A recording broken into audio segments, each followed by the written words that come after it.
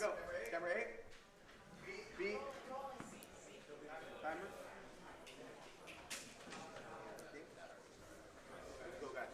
Go. All right, welcome to 10th Planet Team Duel. This is a brown belt team duel. It's team duel number 8. And we're looking at Team OC versus Team Vegas. Yaz representing Vegas, Chris representing OC.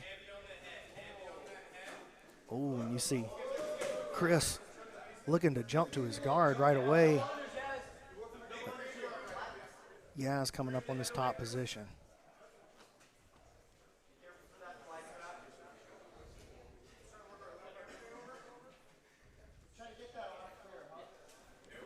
Oh, snatches up the reverse triangle from the bottom. You see the way he was squeezing that arm to keep it trapped so he could snap that triangle on? Yeah. So he's got a lot of pressure on Yaz's neck. Oh, here's the arm lock. Oh. Yeah, I don't think it's there yet. It could be coming on. Trading off to a Kimura. Man, this.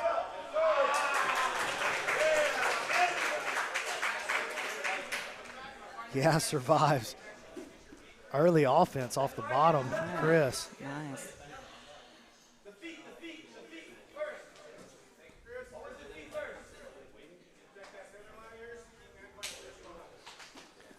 Looking to snap the head in, jump into his offense, maybe with a guillotine or an anaconda.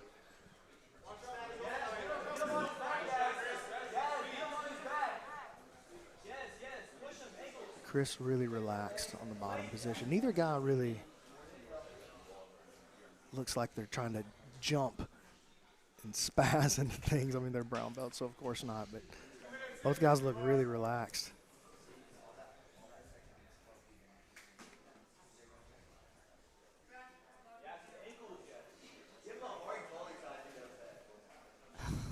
What are you trying to do if you're Yaz right here passing this guard, Lindsay? Well, so I looked to put some pressure on maybe the hips, put the knees together. Conversion, though, into the knee bar, not quite there. Passing across to 50-50. All right. He's going to try to hit this inside spin here, I think. What did you guys need to do? Look to stand? First of all, he's got to stop Chris from exposing that heel. Standing is not a bad way to do that, honestly. You just keep the heel turning towards the ribs. Oh, he's bringing it across, and that freed the knee line. He tried to trade it to a reap, but keep just moving your body or standing in a way that keeps your knee turned and keeps your heel close to the ribs. Oh, there's the triangle. Oh, man. Missed opportunity right there. Chris has a nice aggressive guard. Yeah, I mean, he's been attacking from the bottom the whole time. Attacking with a bottom side control triangle. Yeah. You see people try that all the time. I just very rarely see it work, but that was a pretty serious threat that he put him under, and it was definitely a setup, the way he was squeezing the arm with his legs first. Mm-hmm. He'd been there before. Yeah, he set him up for it. He let him just walk into it, basically. A little shin kick there. So, yeah, looks like it's difficult to put any kind of pressure on Chris. Oh, he tried to go shin to shin. Yaz jumped through it. And we're going to see the closed guard for a little bit.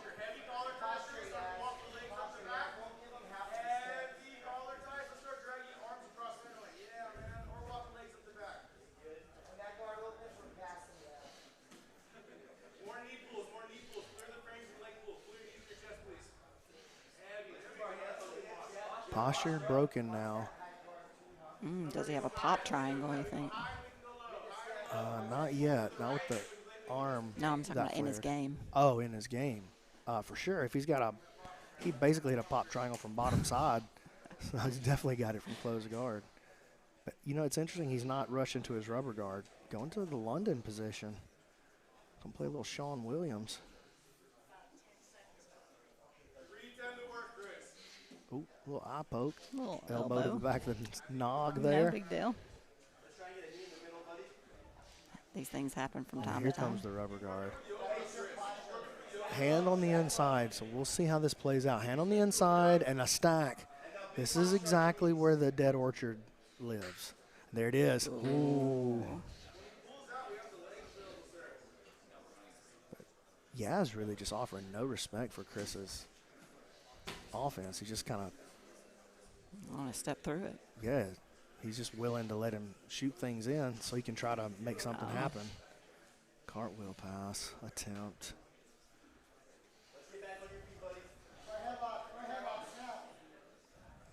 Heard Casey Halstead there calling for the front headlock. I think that's a good idea for Yaz.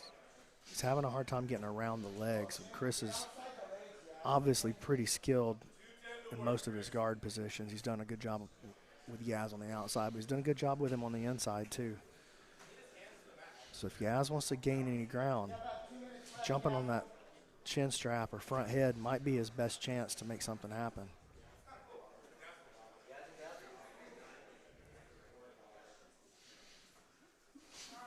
Yeah, Chris, look at shoot those triangles. I love that. It's interesting to see how his legs were so relaxed, but then just ready to strike. I think this is a good game here for Yaz, and this is what Casey was calling for. Oh, nice. Just shucked him right out of there. Like he might have kind of committed to that 10-finger guillotine a little too quick. That's a hard collar tie. All right. That's what starts it. Yeah, just one hard one. Snaps him down. He's like, yeah, you know what? I'm only going to hit you twice. I'll just pull a guard.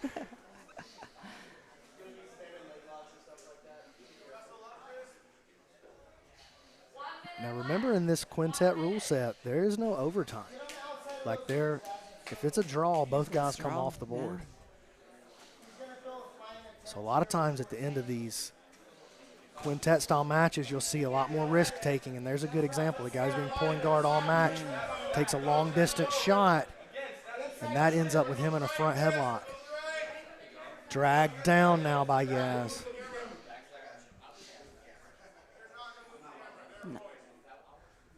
Not much time's left.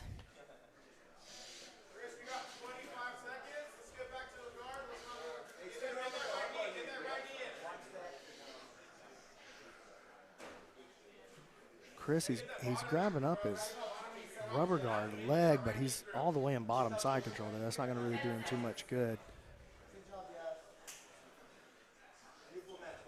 Just trying to prevent the pass. Yeah, I mean, I don't know why at this point. I mean, they're both coming off the board. Yeah, that's fine. All right, so Chris and Yaz, both guys eliminated. Coming up for 10th Planet Vegas, we're looking at Spencer Ortiz. This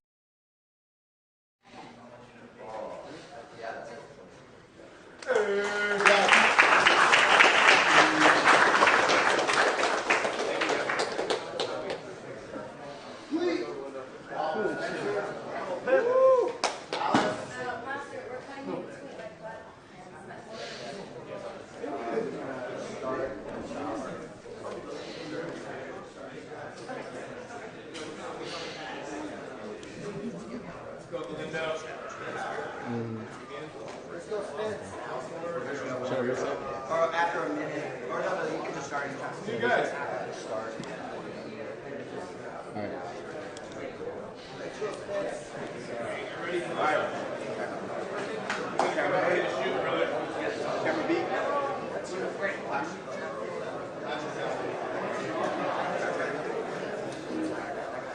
Ready?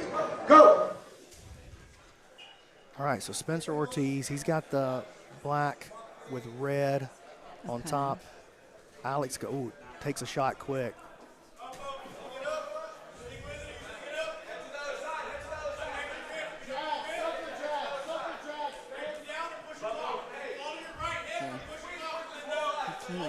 So Spencer's stuck in this front headlock.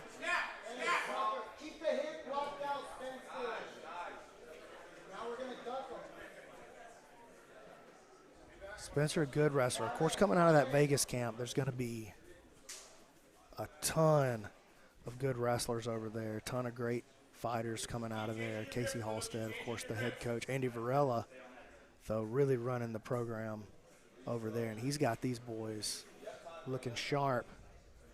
But Galindo's been game for it so far. Spencer tries an arm drag.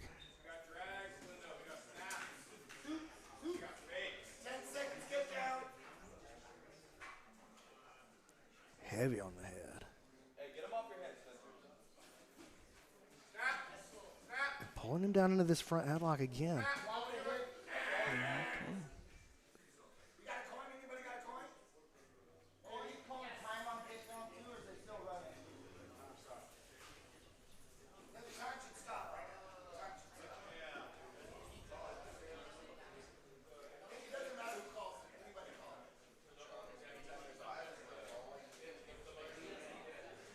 So the get down rule has been enacted. Yeah, the way that it works for these 10th Planet tournaments is if there's no takedown after a minute, they go to this seated butterfly position. Bottom guy gets 2 butterfly hooks, he gets 2 underhooks. But top guy gets top. And they flip a coin to see who gets top. Yeah, basically. Unless it's like, you know, one guy's obviously the more aggressive player. Look at Spencer getting into this beautiful shoulder crunch sweep right away, straight into the mount, and he is working to put this arm above the head. And this is, honestly, this is the Casey Halstead trademark here. He's got an incredible head and arm choke, and I know that he's passed that down to his students as well. It's interesting what Alex has going on with that right hand cupping the other side of the throat. Yeah, but he's exposing his own elbow over there. That makes you ripe for an arm lock. Spencer deciding not to take advantage of that. And Alex gets a step forward in his defense, but still in a terrible spot. Doesn't appear to be a ton of pressure coming from Spencer, but he is very tight, threatening a punch choke just a little bit there.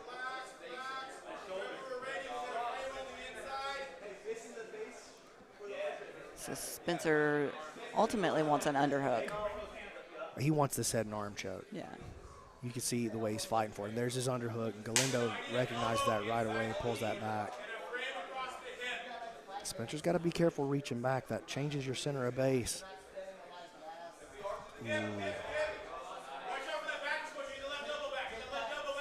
Good job staying mounted.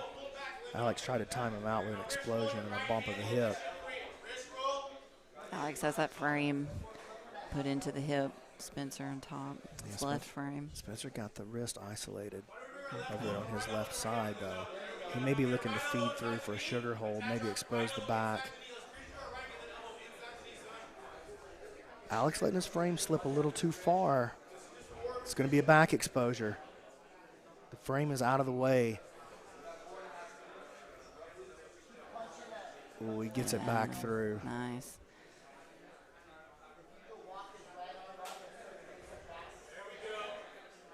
Forces Spencer to posture up. Oh, now Alex has some hands on the hips. Spencer doing good with his weight distribution, though, and he feels Alex shift his hands to the hips to try to make that kipping escape. He adjusts his weight, adjusts his posture, absorbs the impact of the hips so he doesn't get thrown off.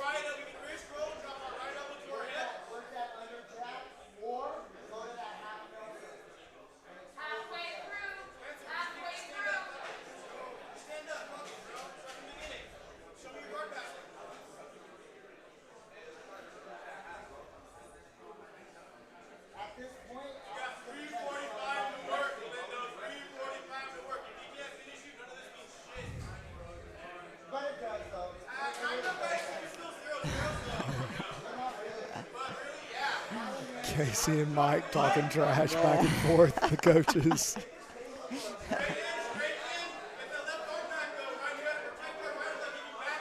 All right, are they going to be willing to go for something here? Yeah, I think we're gonna see Spencer start opening up his game and taking more risk. But Galindo really in a bad spot, man.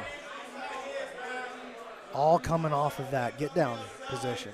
Yeah. So they couldn't decide it on the feet, and so they put them into the butterfly. Spencer started on the bottom. Incredible shoulder crunch sweep right away. Stayed on top ever since. Yeah, he's been mounted ever since. Hasn't even been really a hint of guard recovery from Galindo so far.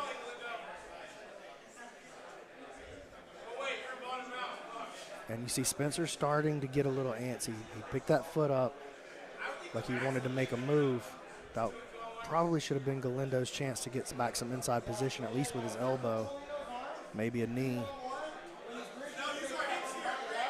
Here comes the turn. Oh. Got to be careful. He's going to win that little space.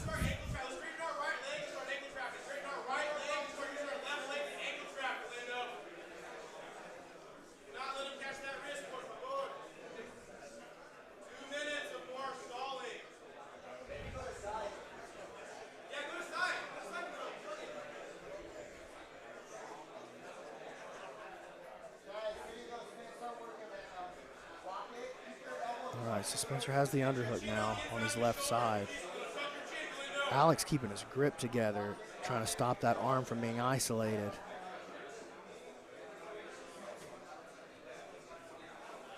Spencer decided to bail on it. Oh, he goes for the Fedor choke.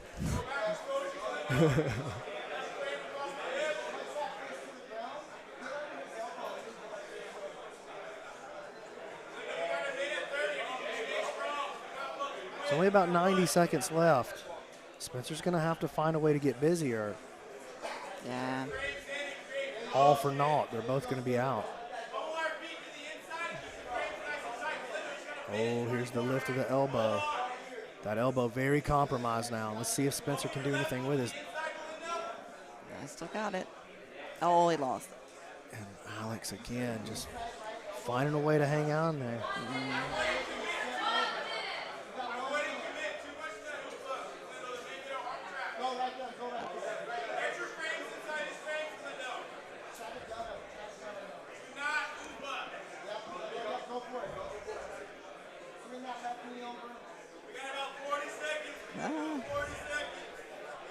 And Spencer trying to move, create an opening.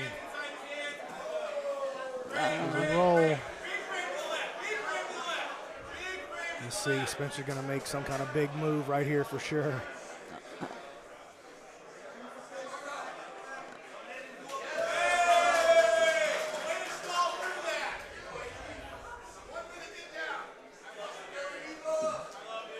Spencer fighting off the bottom for the first time.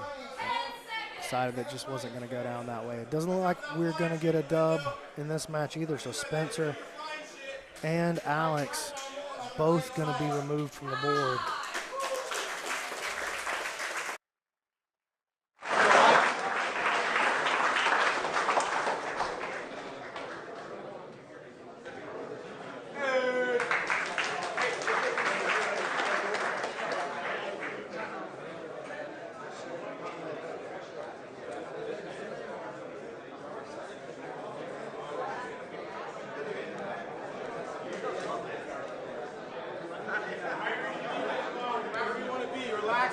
Big dog.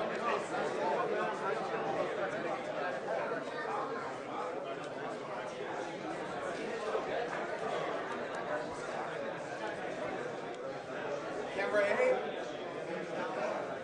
B. Timer. Let's go, Michael. Ready, go. And we're kicking off this next match. It's the third match of this, I guess the third match of this match. This quintet style matchup, team duel. Mike Hayden in the red rash guard. Kevin Dumas on the bottom here of the guard position with the white rash guard.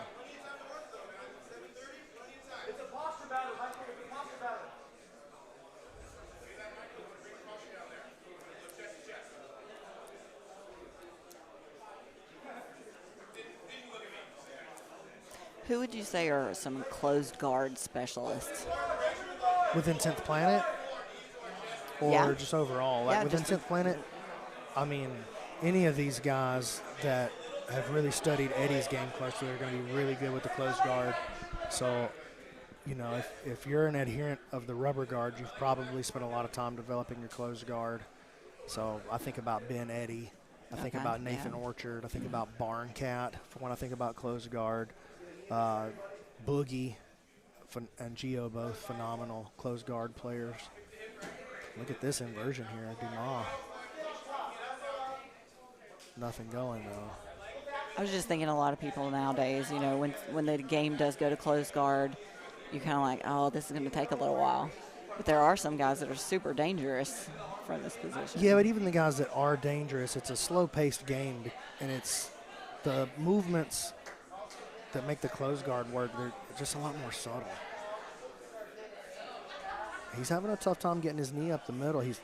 Mike is trying to run that knee up the middle, but it's just not playing out. Kevin doing a good job keeping his hip up high, and he decides to open his guard and move into an open position. Going with the De La Riva on the outside.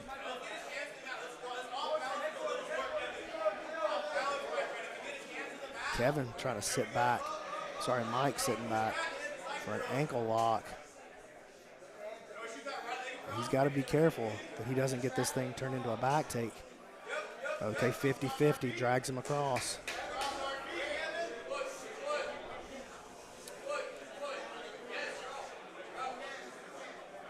Kevin showing toe hold pressure here.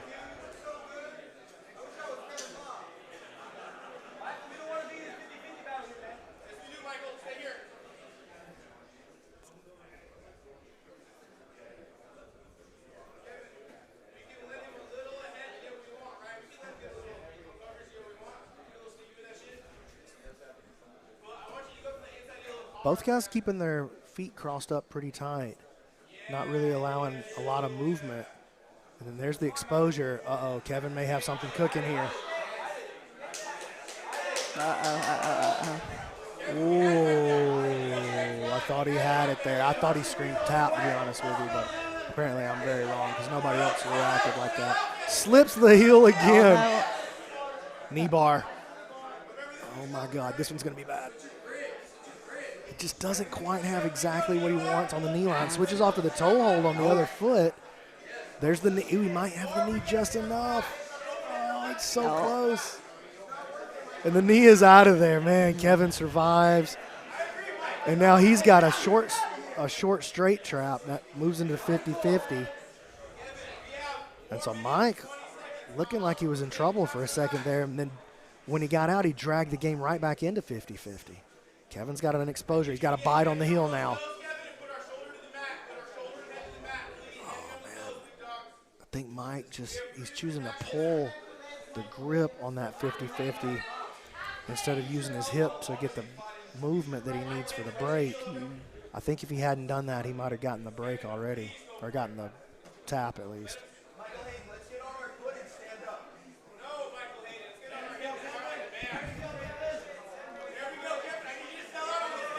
Oh, again, another good exposure.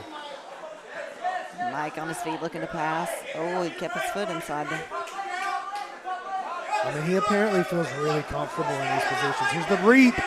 Oh, He's got the knee trapped. Oh, the knee is slipping, though. Man. Oh, my gosh, dude. Ooh. That made me cringe. Yeah, a little stressed. Back into the 50 right away. Both of these guys just content to stay inside and do leg spaghetti.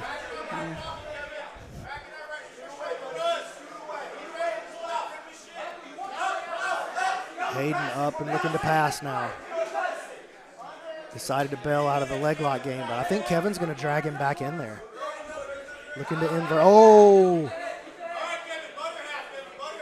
When Kevin's hips retreated off of that sweep,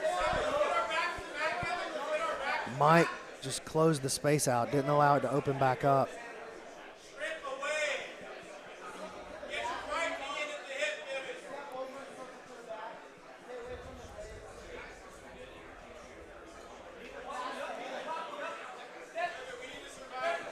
I was going to say Mike wants to step over, but he's rushing it a little bit. He's going to end up in the guard, and there he goes.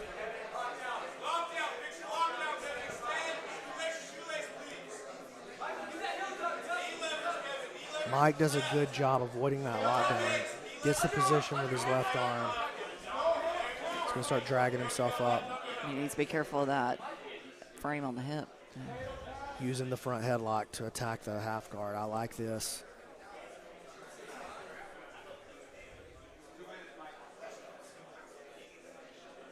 We've got about 2 minutes left in this one.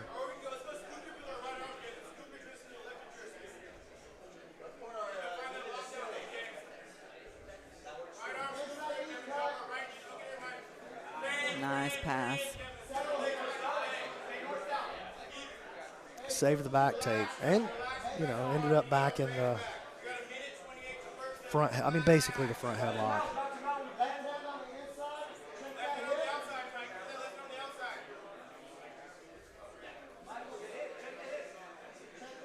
You can see Hayden keeps digging that right arm in front of the face, trying to push Kevin back over to his back. He doesn't want him on his side, trying to dig back into a guard. Knee to the belly. Kevin up to his side again, though. And that was enough. Mike trying to progress through that was enough to let Kevin find his guard again.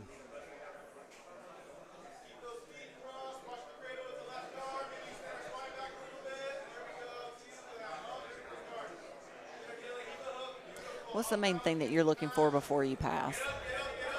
Inside position's the main thing.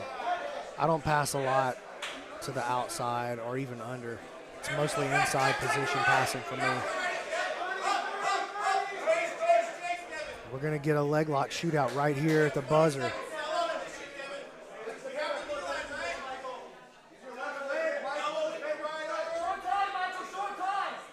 And Kevin's got a good spot here. There he goes. He just doesn't have the finishing mechanics that he needs.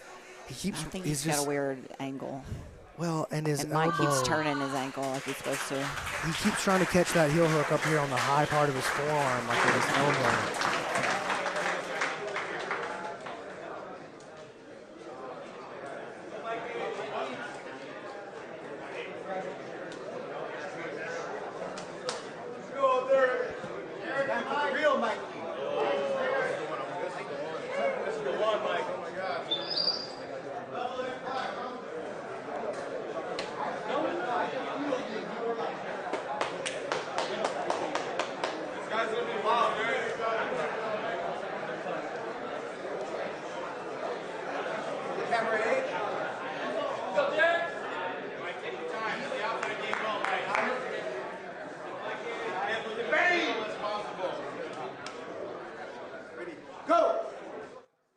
Fourth match of the team duel, and they got Derek Rayfield versus Mike out of Team OC. And Derek onto the offense right away. Derek's a heavy hitter to having a brown belt team duel. Yes, exactly. This is a very interesting match already. Yeah, I mean, Derek passed the guard immediately. Really didn't even encounter the guard. He just walked straight through it. Derek's so experienced with, especially with like the 10th Planet competitions, the team duels and the combat jiu-jitsu and EBI. It's so funny because he's so young, but he's like one of the most experienced guys we have in 10th Planet now. He's been doing it since he was a kid, and look at that, already to the back. Body trying on. He's got a lot of unorthodox attacks. If you're not willing to give up your neck, he does a head and arm choke from back here. Of course, he does twisters. He does his, I think he calls it the snuggle bug, but it's like his version of the rotolotine. It's a head and arm choke. Okay. I've seen him tap a bunch of people with it. He's one of the guys that honestly made me start believing in it, that it was possible. So Mike in survival mode already. So are you a fan of the muffler? Uh-huh. Indeed I am.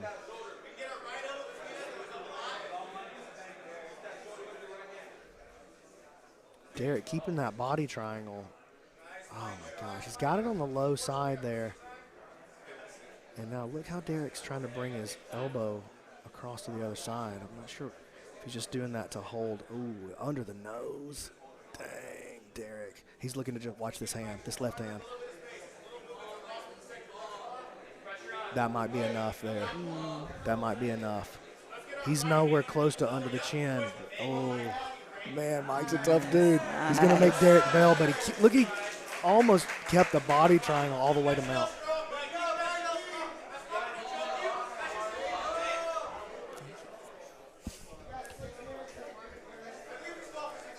Six minutes left in this matchup. It's been 100% survival mode from OC, from Mike here on the bottom. Derek, body triangle from the mount right now.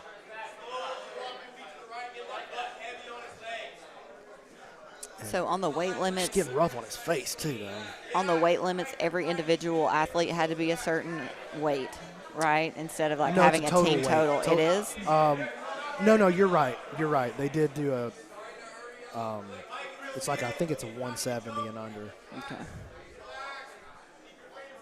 Yeah, you're right. They did do it different this time. Yeah. But a lot of times in the past it would be a total team weight, but I think the last one and this one, and I know they did it that way when we were in Mexico for the CJJ team duel. It was everybody on the team had to be 155.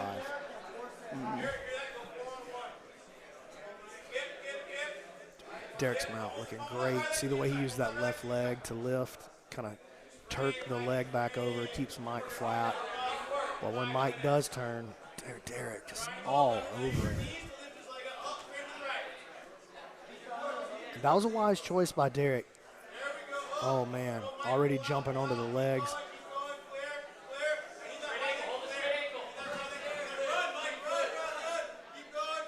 Mike survives it. He had to headbutt the wall to do it, though. Look at this passing by Rayfield, man. He just looks a great. bulldozer. Yeah. I think Mike might be bleeding a little bit. Yeah, I think he cut his head on the wall, maybe. Maybe, or Derek's forearm, maybe. I mean, yeah, it's possible.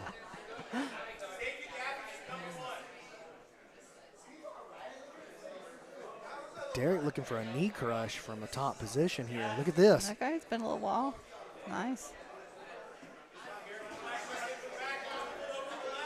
Switches off to the DOA. Mike's going to Mike's bleeding. Yeah, you're right, Lindsay. That's a nice cut.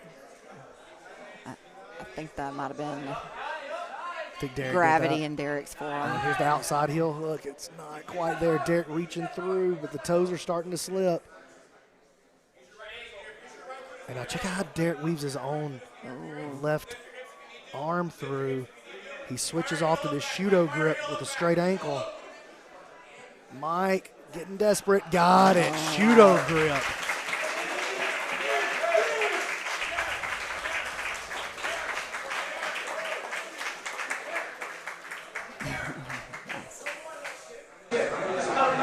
I don't know, CJ. That's just forward pressure. Let's go.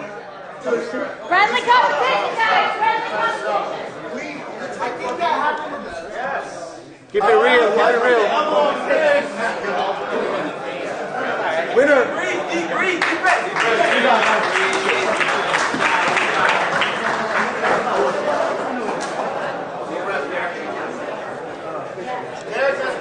I was thinking about stopping it, but you guys were heated. Yeah, I mean, I'm not gonna, if I stop moving, he's gonna take me, so I would have just, yeah. Look at the blood in my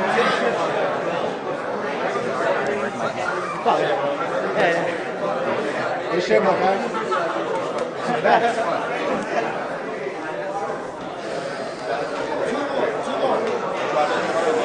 In your nose. Think about your heart rate settling down.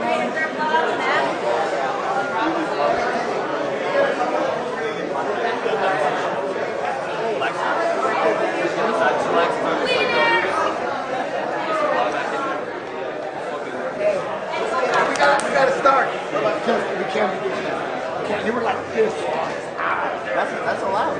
That's not allowed. That's not allowed. I'm telling you. That's not allowed. All right, next match. Here we go. That's just. Here we go. Ready?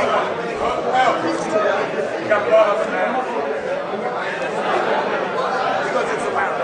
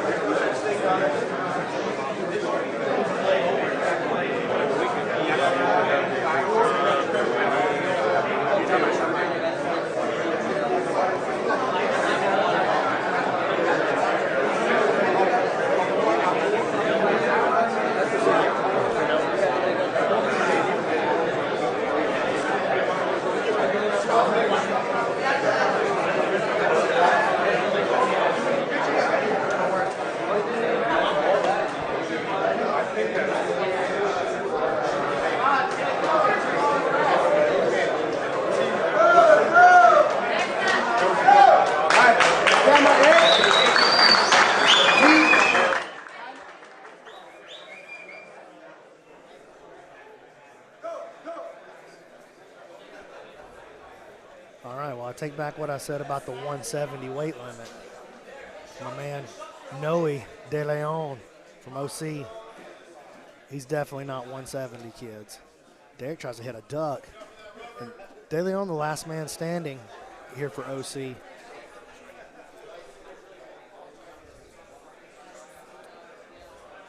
He's going to have a hard time breaking Derek's guard like that.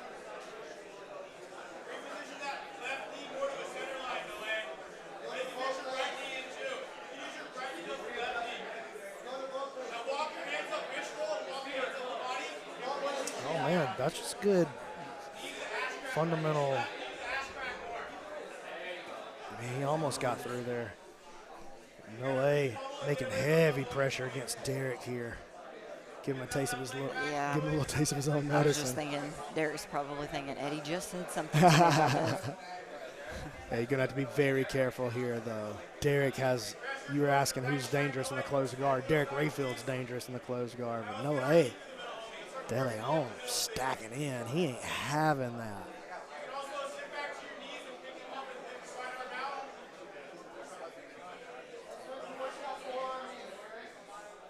Yeah, Derek wisely decides that was not worth it.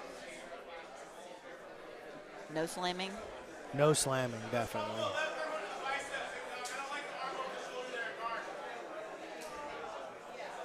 Man, I love this hip positioning by Noe. Like the way he's staying up on his toes, coming forward, making it really difficult for Derek to really do anything meaningful from his closed guard. And Derek's slippery for him, though. Yeah, Derek's sort of allowing it. Now he's starting to open his hips out a little more and get a straight spine. Derek may be thinking about trying to go to an Ezekiel choke off the bottom even. I can't tell exactly what he's got in mind. Oh, look, he's going to try. I thought he might try an Ezekiel from the top for a second. De Leon, grinding style of top play. Derek trying to get him over with that double ankle pick. Nothing going, and now we're grinding the face again. But really, he was only on the face because Derek was keeping his face there. He wanted to go forearm. Yeah, he wanted to go forearm in the throat to break the grip, and that's what it was.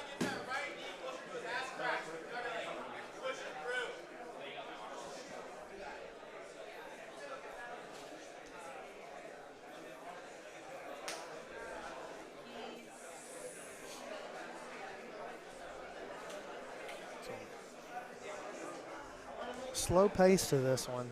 Derek not really in a hurry, though, because he doesn't have to tap. De Leon. He just has to get a draw. As long as he doesn't lose.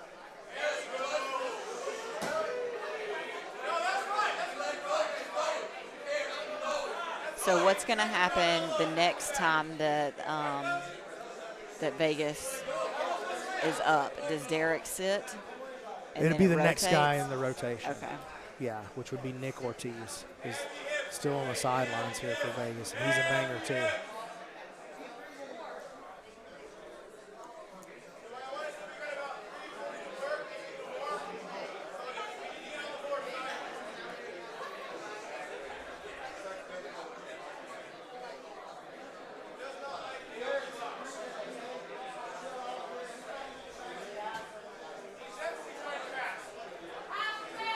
And De Leon's top game is A lot of pressure to it. And he's past the guard here. The thing with Derek is he's never really too far away from his offense because he's super unorthodox. He's really strange style. He'll throw his legs over, and I mean, he did that at the last Combat Jiu-Jitsu. He got into a heel hook from the bottom of mount. So crazy. But Noah looking heavy, classical, old school style game on the top. Yeah, so would you say that Derek's comfortable here? No, nobody's going to be comfortable in a position like that. But is he panicked? Not by any stretch. I mean, Derek started training when he was like 9 or 10 years old. He's been out here at HQ in the adult classes even when he was a kid, you know. He's been under pressure and getting smashed by bigger people his whole life. Like, I don't think he's been around since, well, not close to the beginning, but pretty close. He's been around for a long time. A hot minute, and he's been competing from day one, basically. But it's not going his way right now until suddenly it starts to, like something crazy like that. But De Leon really showing a nice, beautiful, classical, top control game, heavy press. It's really beautiful, subtle work that he does. A little position like this knee on the belly, instead of worrying about putting his knee in a place where he can drive the most pressure, he puts it in the right spot to create the reaction that he wants, the right spot on the belly. Trying to expose a Kimura. He may think about switching that Kimura for a north-south. I wouldn't be that surprised to see him have a big-time north-south choke in his game. Derek wants to get that shin on the inside against the north-south. De Leon migrates back towards the knee on belly. Oh, and now the knee ride on the throat. That'll definitely get the exposure that he wanted. Underhook side now, but can he take advantage of it? Not able to do much with it. Man, getting him with that Josh Barnett style knee ride. Looking to switch off to a north-south now. I mean, he's just moving around Derek at will right now. But he's got to be, oh, beautiful hip work. Man, De Leon looks great.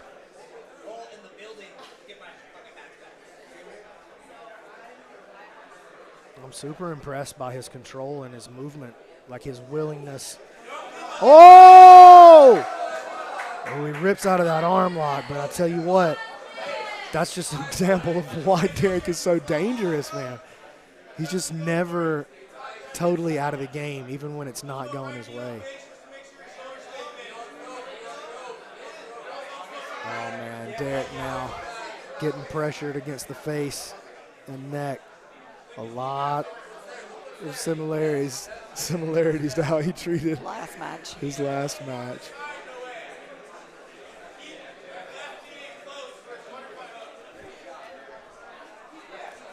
I noticed that Noe it passes really comfortably with no underhooks. Like he's just very mobile. Yeah, you know, he's able to wrap up the elbows. Derek trying to grab the head from the bottom. A lot of Noe's ease of movement is facilitated by the fact that Derek is choosing to oh my goodness, he's going to get that heel hook. Oh my God, he's going to get it. Oh, geez.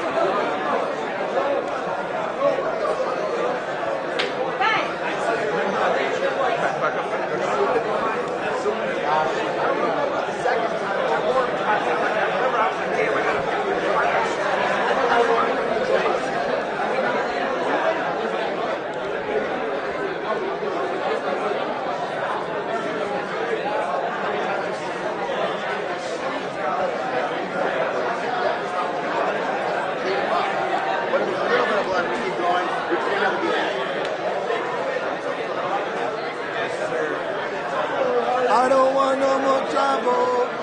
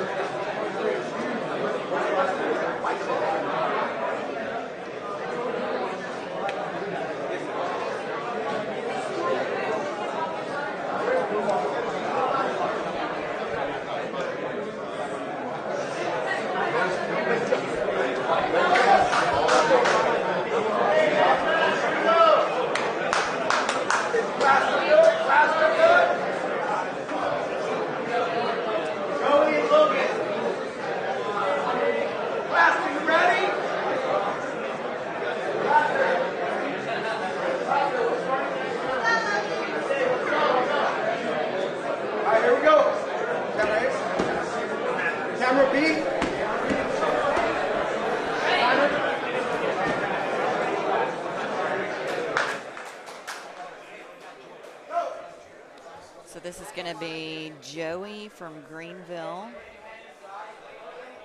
and Logan from Oregon. We are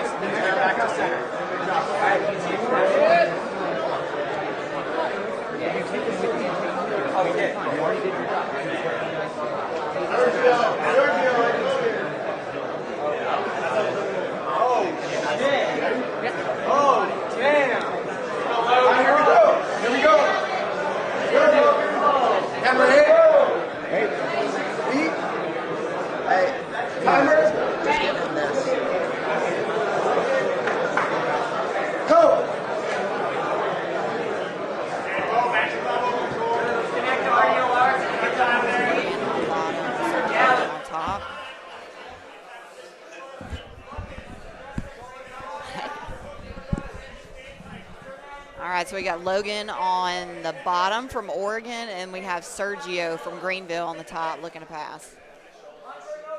How's it going, everybody? Just checking in here. This is Mike Wilson from 10 Planet Whittier, filling in for Brandon McCaffrin really quickly.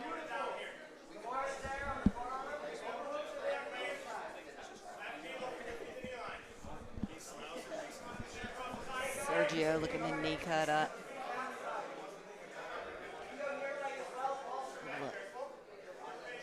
Logan looking to get that left, but no, back in the closed guard. Sergio. So Lindsay, Lindsay, needs to be super careful. Are you familiar with either one of these guys? Logan from 10 Planet Oregon System or Joey from Greenville? No, I don't know either. I don't know either one of these competitors. Okay, awesome. Once again, if you guys are just tuning in, 10th Planet Team Duels 8, the brown belts. We got 10th Planet Oh, a little headbutt there. Going against 10th Planet Greenville right now. A packed house at 10th Planet headquarters in downtown LA. Seen several instances of closed guard. A lot of closed guard work today. Yeah, we have seen that a lot today. You know, we really haven't seen a ton of it here at the Tempe qualifiers, but definitely today I've noticed some more of that, Lindsay, for sure.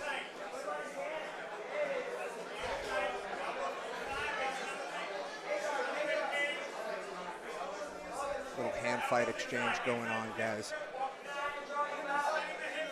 You know, one thing with this team duel format is that there's no EBI OT in the regular rounds, so these guys got a sense of urgency that they really got to go for it and be aggressive with the submissions.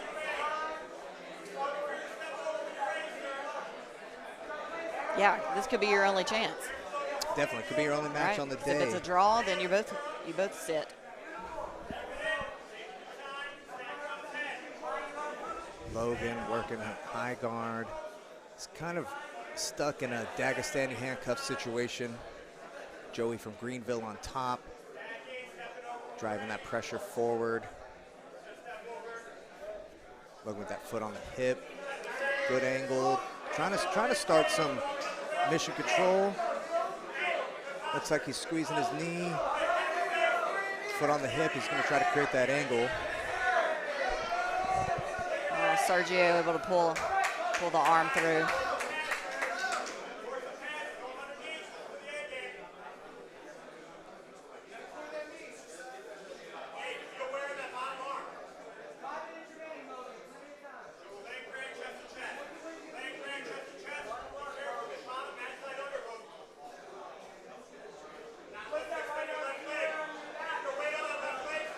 Little shin guard. Looks like Sergio definitely preferring the head control rather than pummeling that underhook. He's giving up a little balance break He needs to to be Logan. super heavy on that left leg. Looks like he is able to sprawl it out of his grasp, but still entangled in the legs.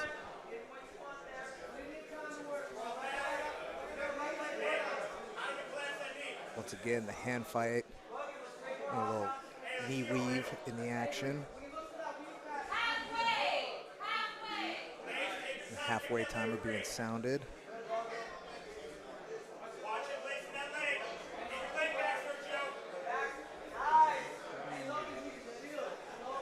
Regard by Logan in the bottom. And I would like to see some urgency from both of these guys. A little bit of a feeling out. They open the guard a little bit, worked a little passing, back to the guard position. Yeah, I feel like Sergio is pushing through. He'll find a little window. But then Logan just regards. Yeah, he's got a good regard. I would like to see Sergio like chain together his pass attempts. He is taking the risks to open up, but like here he stands up very, very straight and gets entangled back in the legs. Little back step into a minus 50-50 into 50-50, inside heel hook.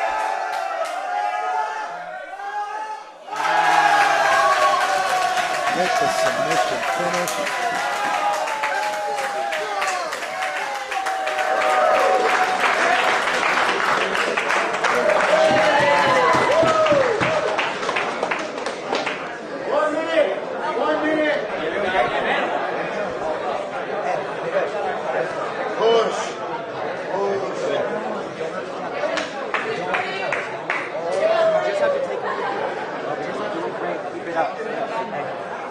Once at a time, be a little more active.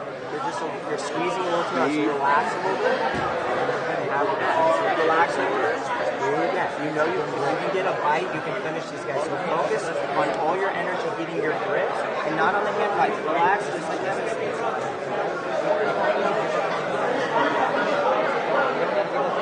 just stay safe and just keep active, just like possible. Hey, if you don't have to expend energy. Yeah, literally, guys, relax. You're looking great on the drummer looks. Anytime guys are going to overreact and they're going to overthink,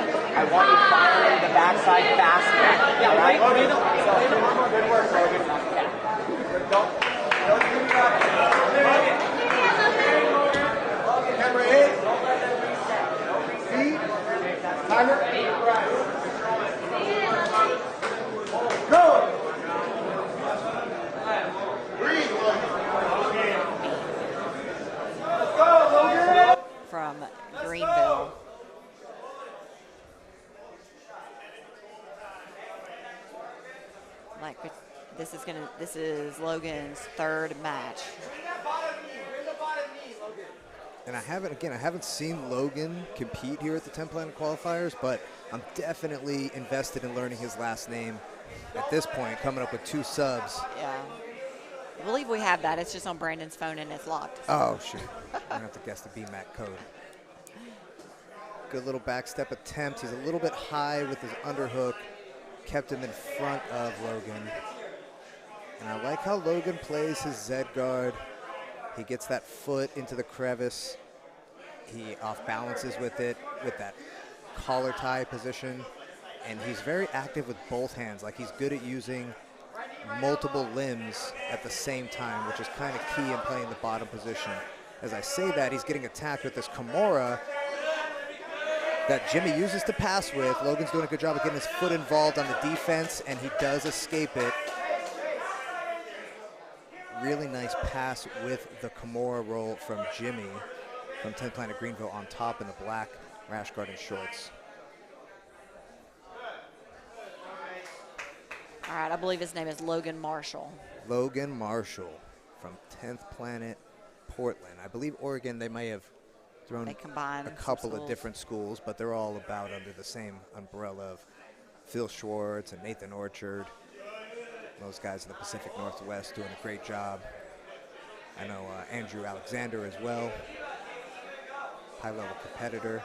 Logan's doing a good inversion. Jimmy's hip to it. Ballerina toe spins his way out, back into the half. He's controlling that near side wrist of Logan's, pinning it to the mat. It's definitely my preferred way, but he's a little high with his outside foot. His left foot in this case is going to kind of prevent him from getting that step. Logan's going to invert, possibly take the back on this, end up in the guard.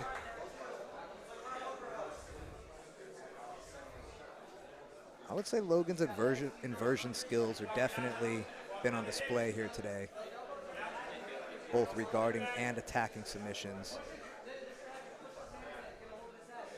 Jimmy has not been able to capitalize on the openings.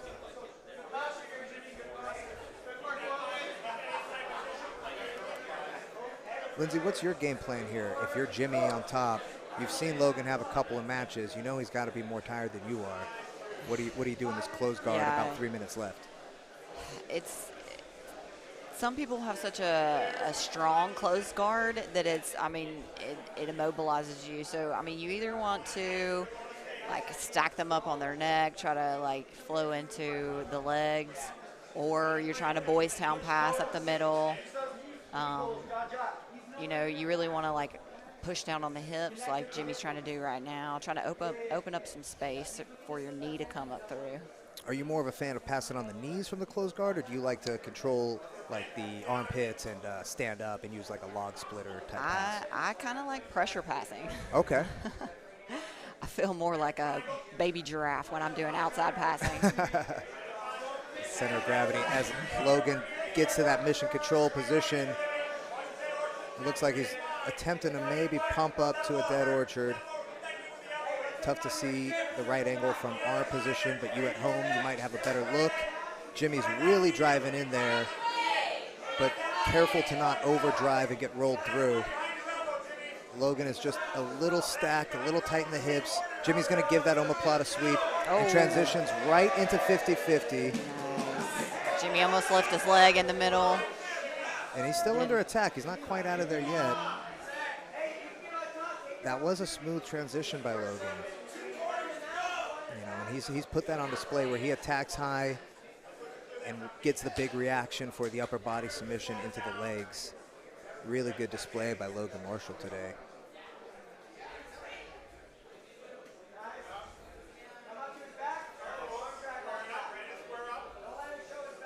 Like the pass attempt. Jimmy finally going that other direction.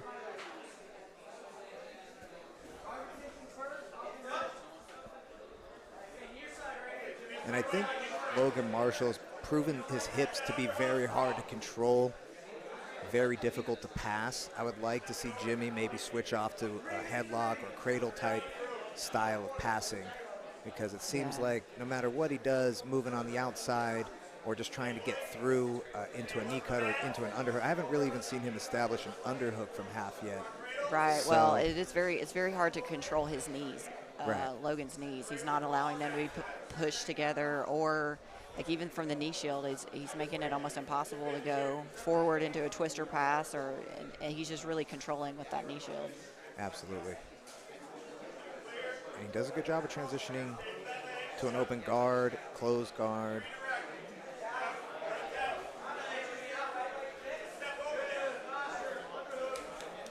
He's about to take 3 people off the board. Yeah, what an impressive showing. I mean, if that's who you throw out first, that's a great, that's a really great start. That's a good for your number team. 1, yeah. Absolutely. Little back step pass from Jimmy, looking to settle. But those hips of Logan just come in, pulls him into the 50-50. Inside heel hook is on. Looks like Jimmy's doing a good job of separating the feet, but I feel like that grip is deep in the armpit. He does pull his knee line out. yes. And I think Jimmy will be safe from the heel attack. No, it looks like It's he's trying to close. pull it back in. Ooh, that might be close. That looked like a tap. Yep. Oh! Wow. Wow. Great adjustment. Logan Marshall.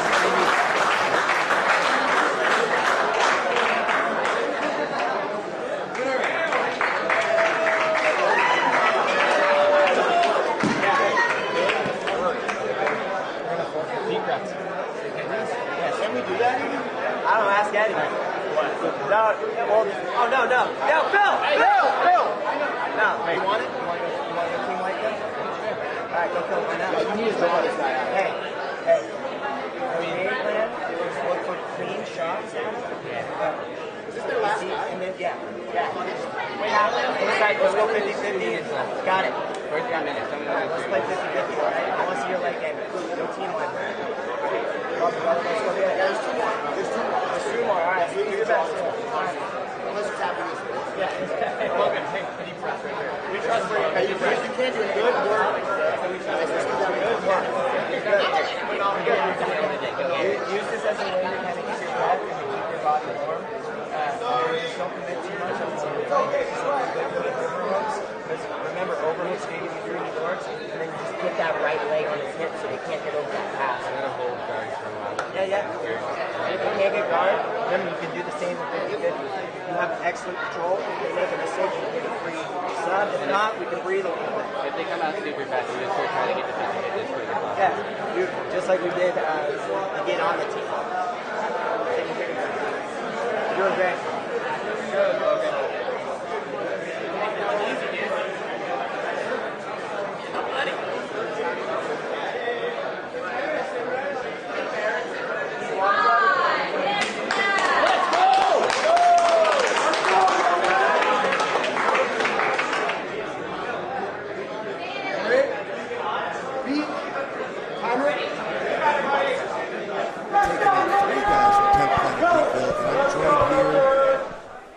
My old partner in crime, Brandon McCaffrin. What up, Mike? How are you today, sir? Feeling good, man.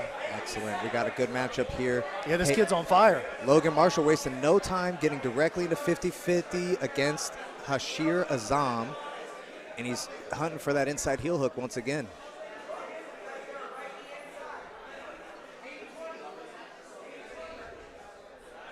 That was a good job slipping the knee line there. Nice counter roll by Hassan. I'm sorry, Bashir. Oh, Bashir stuck in the X break. Doing a really good job of ballerina toeing. Oh, he's going to give him that pressure on the toe there. That lateral knee bar pressure. Yeah, man, you can get a serious Injury. damage. Yeah, serious damage. Absolutely. Even without just the grip on the toes, if you got the right angle with the hips, good braking mechanics. That's a nasty play. I'll probably use that more than I use the inside heel hook, to be honest with you, at this point. Grabbing those toes and extending that leg. Yeah, just getting my body weight going down on the knee, on the outside of the knee. Definitely a precarious situation. There's an inside roll. Oh, he got the heel. Man.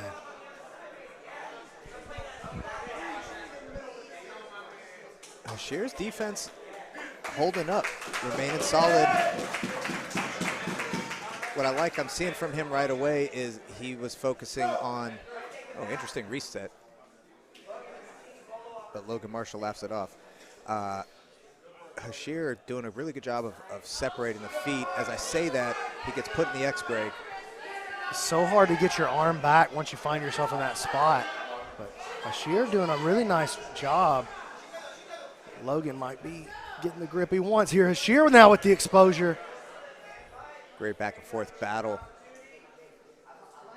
These guys really shooting it out in 50-50. It's been a lot of 50-50 today. I like how Logan looks for reaction in Bashir. Looks to see if he makes any sort of reaction when he's attacking the legs. You can see he's super focused. Bashir going to have to be careful he doesn't get his arm caught up in that X break position again. Starting to try to clear the knee line as he passed the DOA. Exposure on the outside heel, nothing going. Slips the knee line and then right back in on the 50. Job by Bashir.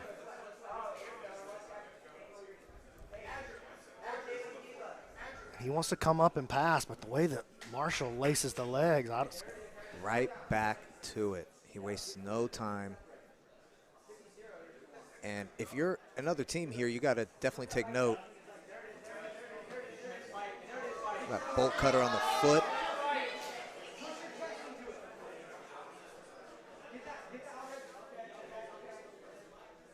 Man, you got to be taking notice of Logan Marshall and his ability to take the game to where he wants it into the 50-50. Yeah, look, he just rolled it back. They rolled it back to the center just for the fun of the reset. That was a gentleman roll for sure. A little mutual respect, like, hey, let's give ourselves room to Inside work. spin, dude, that's such a sweet play, and he's not getting that heel exposure, though. Bashir's Bashir's really good at hiding that heel. Ooh. I feel like I definitely heard a crack right there. I feel like there was a loud pop there. Logan smiling and laughing at him. Bashir got a great look at that heel hook. I thought he cracked his knee. On this upper position, Logan able to cross the feet. 4 minutes remaining in the match. Ooh, careful with this lateral knee bar.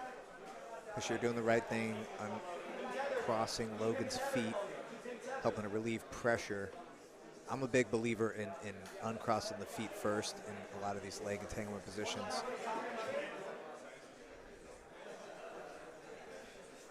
Obviously having great awareness and timing pays dividends, and I'm impressed with Bashir Azam's knowledge and savviness here. But I don't like, I mean, I know he's comfortable in these leg entangles, but just running into the same game over and over, it's just a shootout. But by standing to pass against a guy like that, you're basically telling him you don't mind giving up that underneath position for him to make entries with his open guard. Right, and kind of you're giving him inside position when you're starting standing like that. As I say that, Bashir gets his inside position, transfers off to like a Reaper, still in the inside heel hook danger position. Oh, I think we got a little kind of a Cummings trap. Oh, looking to get a good, he's got a good forearm connection. Bashir's left leg is stuck. It's trapped in there across his body. He needs to lift Logan's top leg in order to free his left leg, because right now his right leg's under attack and Logan's working to finish. See that kind of a Cummings trap right there, B-Mac? Yeah. Like, and he's constantly pressuring that corkscrew, but makes it out. It's good defense. Yeah. Both guys really, really savvy with their leg game. Yeah, they are. And again with the standing pass, I mean, we're going to see him get underneath again. Coming a little lower now.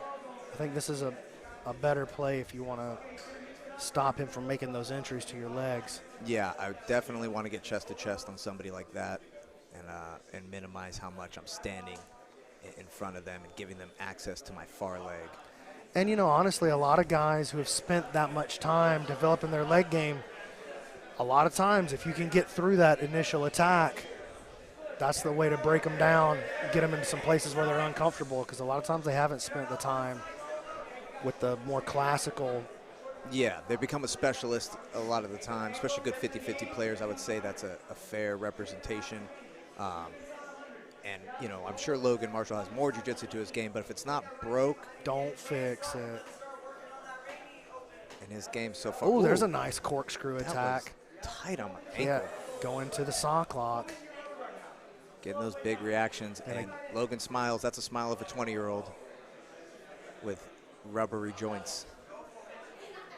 Again, when Bashir goes to stand to pass, Logan laces.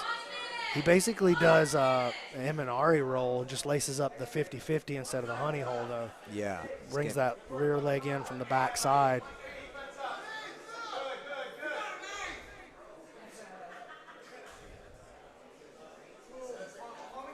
Bashir thinking about the triangle armbar from 50-50. Yeah, they're thinking about anything to stop this draw.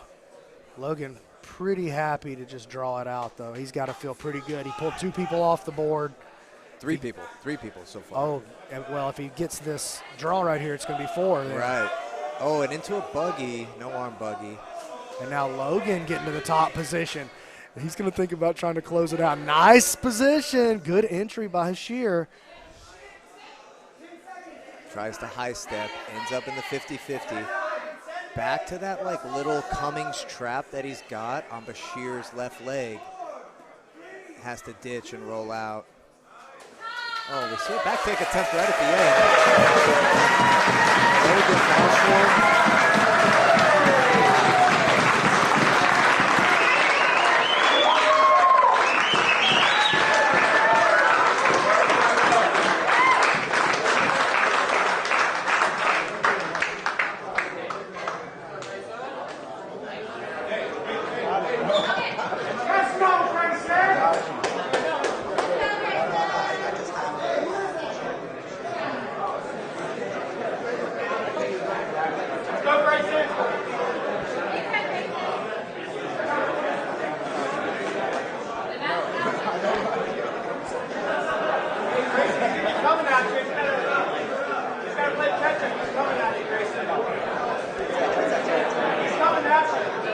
Step back in your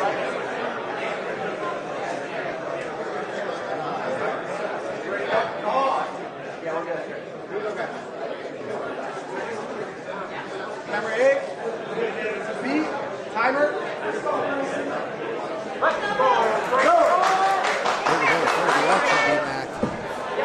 Grayson taking on David Garcia.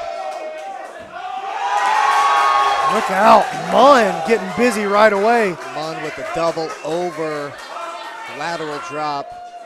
Garcia working his lockdown.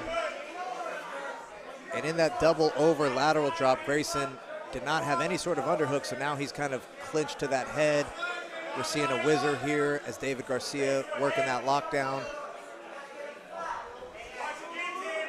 Beautiful lateral drop to start the match.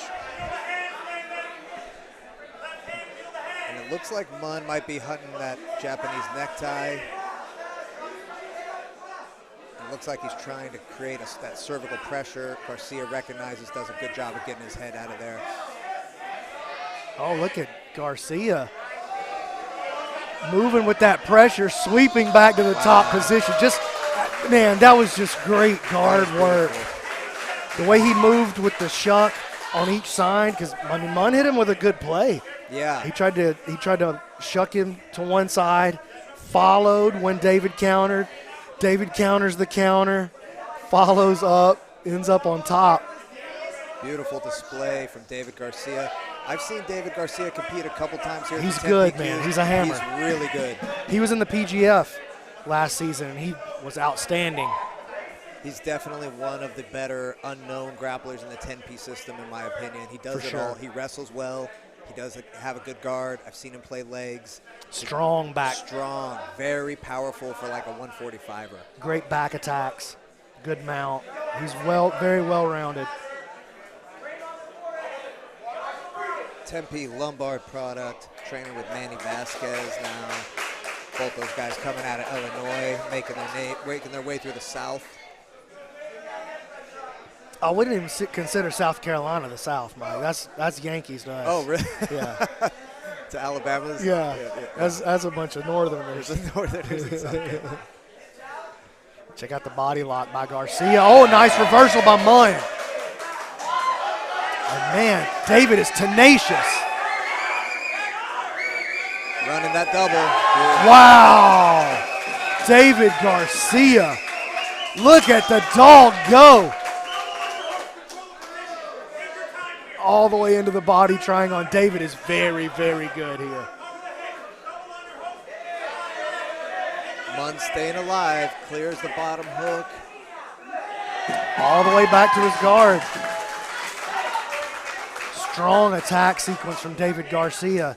And I'll tell you what, even if David were to put Grayson out of here and continue the match, he's going to be tired because Grayson's putting him through the paces out there. No, absolutely. You could tell Grayson Munn definitely has some prior grappling experience on top of his jiu-jitsu. He looks like a solid wrestler. But I did see him take a couple of deep breaths on there from the bottom position with David Garcia on top. I think he might have surprised him. He didn't really know what to expect with David Garcia because you look at him, he's not a huge guy. He's a 145er, but he's proven to be able to handle the strength and the size and the wrestling difference. Munn falling back on an outside ankle lock. Good job clearing the foot off the hip by Garcia.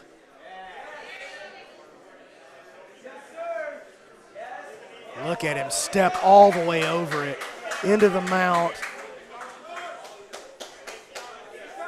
Munn clears the knees off of the mount, so Garcia gonna have to climb to solidify this position. And he's doing it right here. He's getting past those knees with his hips. He's got a little almost figure four underneath the bottom legs, Khabib style.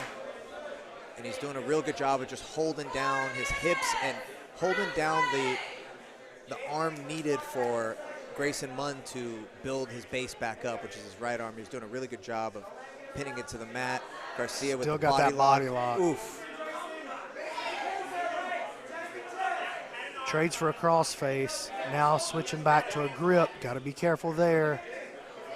But dominant top game right here by David Garcia, just slowly climbing the ladder all the way into a heavy hips mount. The hip control that he displayed there was super impressive. Just inched his way up, hip by hip into the mount. Munn able to regard in the half now. Yeah, but he's still working.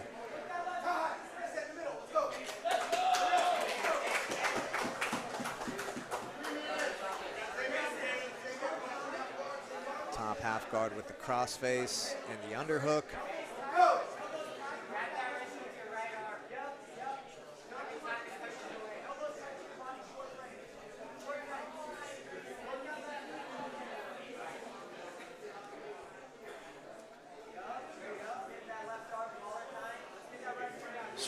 Strong bridge by Munn to get to his side, but he does allow his hand to get trapped in the process. Yeah, Garcia's got that handcuff on him.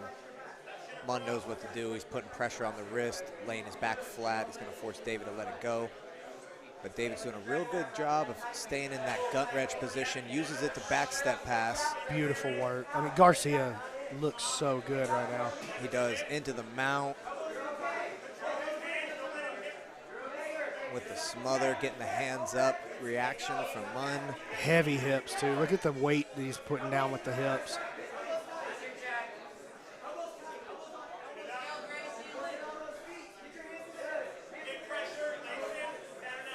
And all the pressure's on Munn here. You know, he's just got to survive. David's got to hold it down for his team. He's the last representative for Greenville, so he has to be aggressive.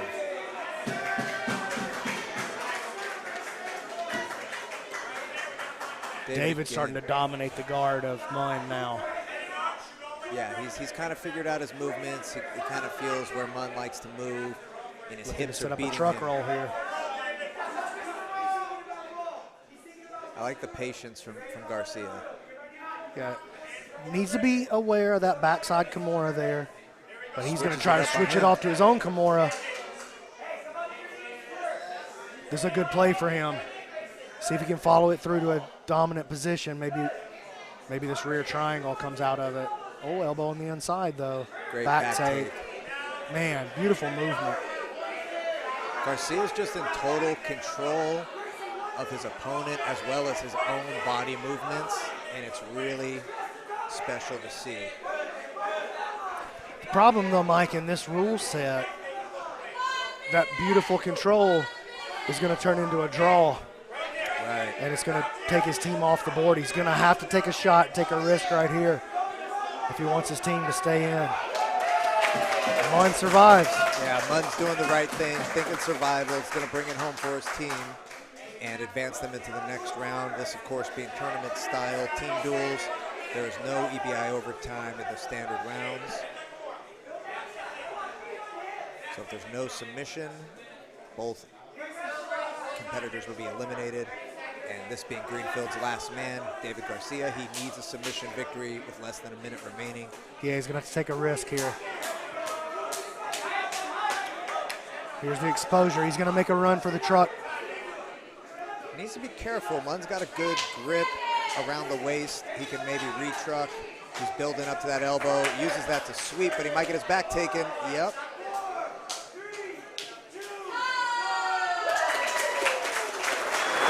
Great display by David Garcia.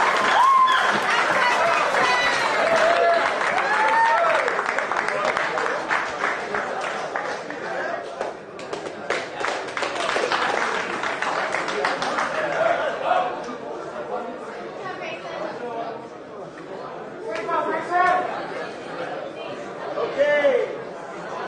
HQ and Vegas. HQ.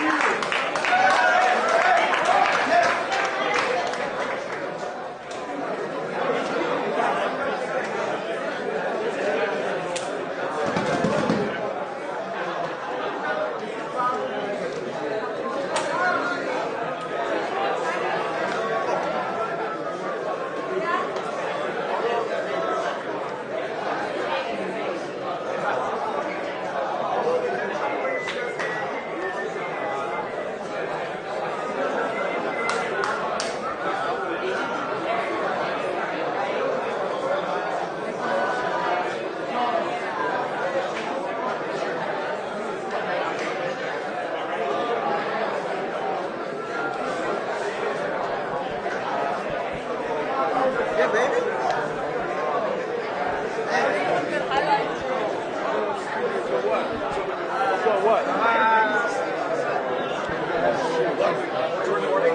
Oh, good to see you, brother. Yes.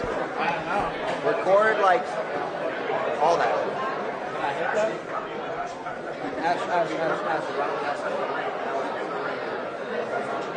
I know. Solo.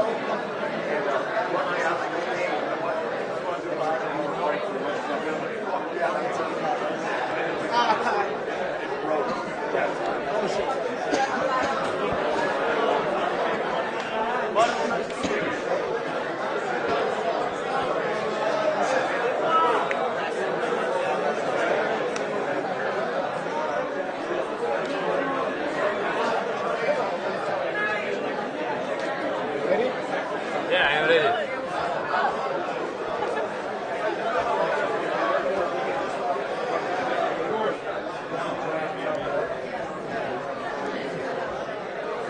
Damn, you're tall. You look mean.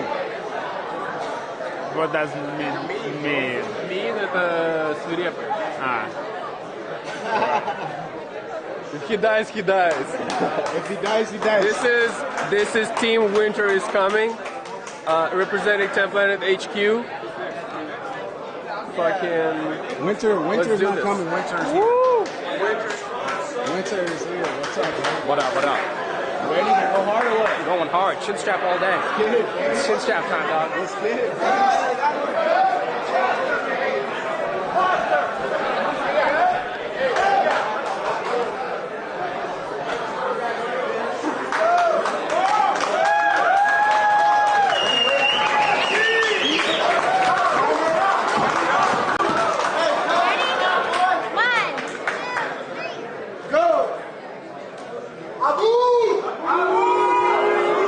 From HQ, taking on Nick Ortiz from Vegas. And I think even though there's a get-down rule, BMAC, we're going to see something exciting in this first 60 seconds. Both these guys, strong wrestlers. Absolutely. I had the pleasure of rolling with Abu at HQ a couple weeks ago. Did not know who he was. Started wrestling with him. Got thrown. So he's legit. And Nick, of course, ferocious. Nick competitor Ortiz, out of Vegas. Yes, aggressive wrestler, purple belt now, along with his brother Nick from 10th Planet Vegas, and they're consummate competitors. Nice entry on the single. Good whizzer by Abu with the whizzer kick, forcing the post, working his way out of that single. Great defense. That was outstanding. It was a good entry, too. I thought he was going to look to counter with that scissor leg there. A little duck attempt on the other side from Nick. Yeah, Nick, an underhook guy, Abu, an overhook guy, so this is going to be interesting. You know, this was one of those situations where I would really hope we don't have a get-down rule. Yeah, absolutely. Look at this. Nick bounces over to the mount super quick. I sort of missed what happened there. It looked like Abu pulled, and Nick he did. He tried to pull into a instantly triangle. passed, and Abu was kind of comfortable in side control, and Nick just wasted no time. And the Ortiz brothers, you know, they train with Andy Varela, and they definitely have developed that style of fast-paced, aggressive back takes, and here we're going to see that finish from Nick Ortiz. I think that perhaps Abu might have gotten injured during that guard pull at some point.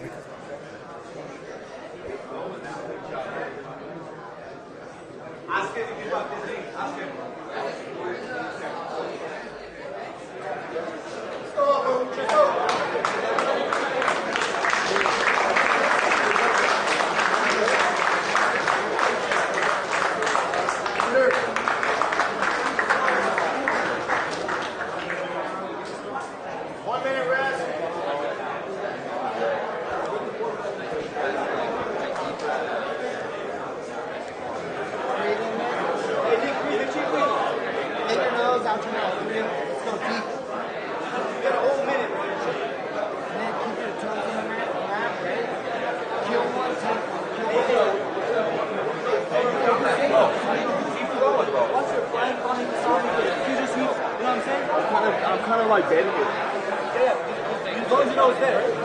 Keep training your hand tying together. You put 3, 4, 5 together. Hands forward. You're climbing your foot. This guy's going to fly. You're trying to fly out your legs, fly out you like this guy. Head and hands forward, toes in the mat the whole time. He's going to try to coordinate. He pushes. Nowhere to go, north south. The first guy, I took his back and I said, give me that fucking neck, boy. And he tapped right after that. I couldn't understand you, just make sure you don't move your legs too close or too long.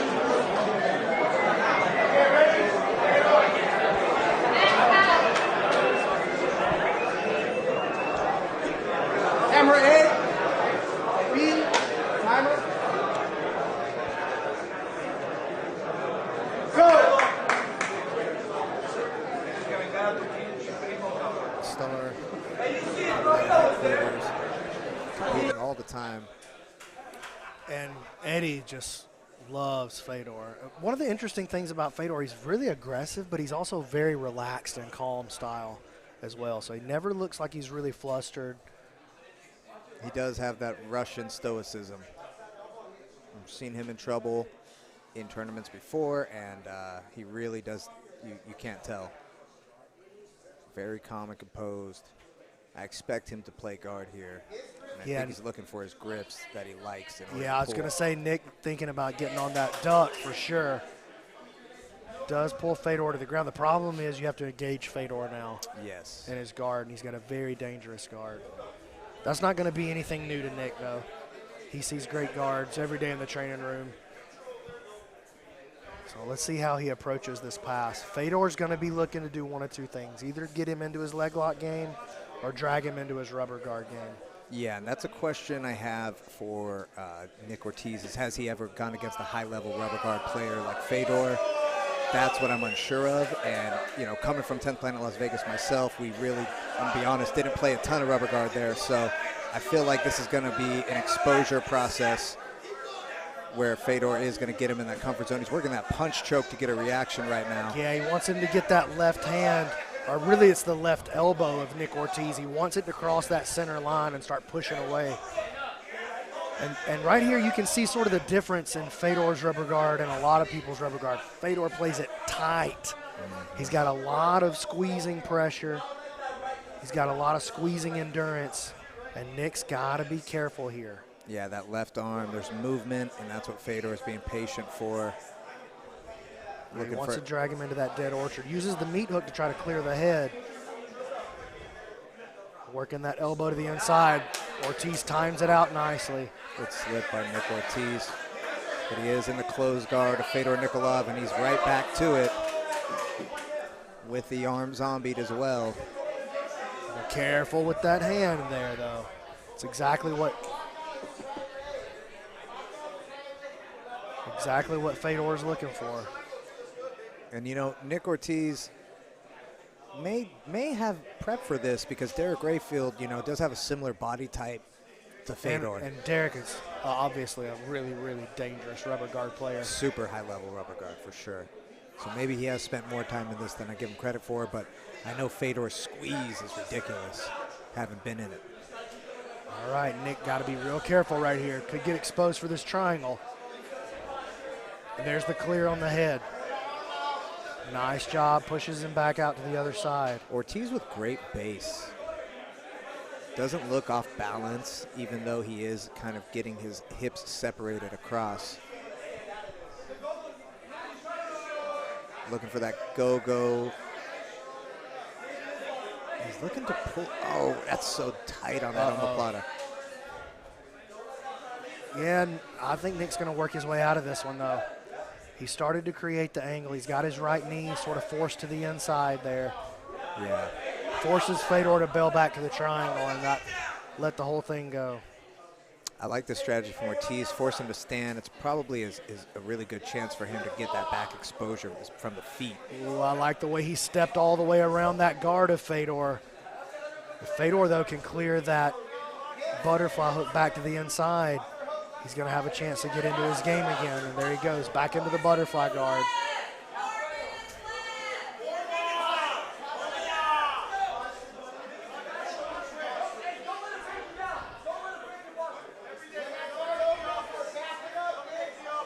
Those legs of Fedor Nikolov climbing up little by little. Ortiz highly aware.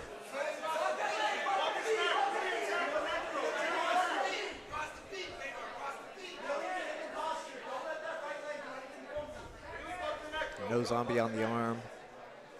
Ortiz is doing a good job of pinching his elbows, controlling the inside position of Fedor's left arm.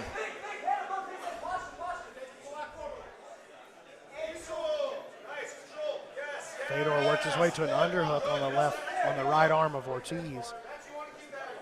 See if he pummels a hook or if he's trying to more shuck it to kind of set up his rubber guard again.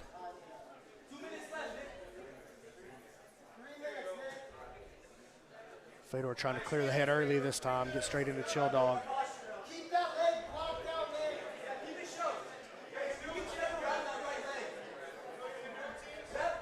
Oh, he steps over, clears that space. Oh, dangerous game here because he's going to leave his arm behind and get his posture broken down. Ortiz kind of realized he made a mistake getting too antsy.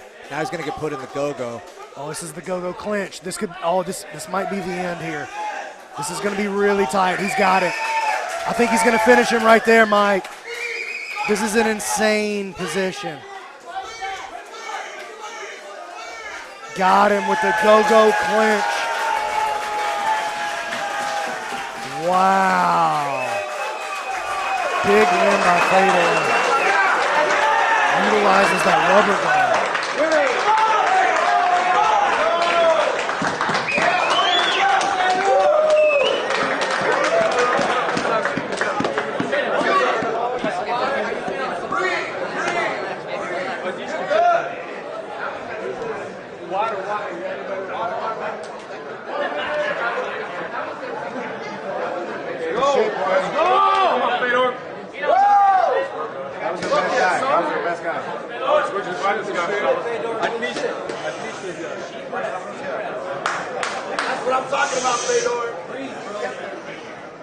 Mashallah.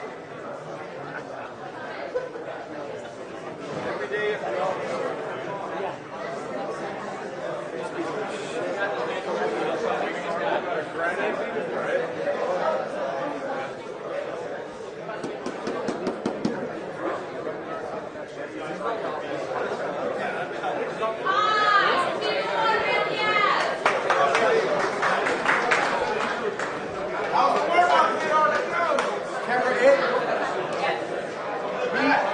Timer. Go.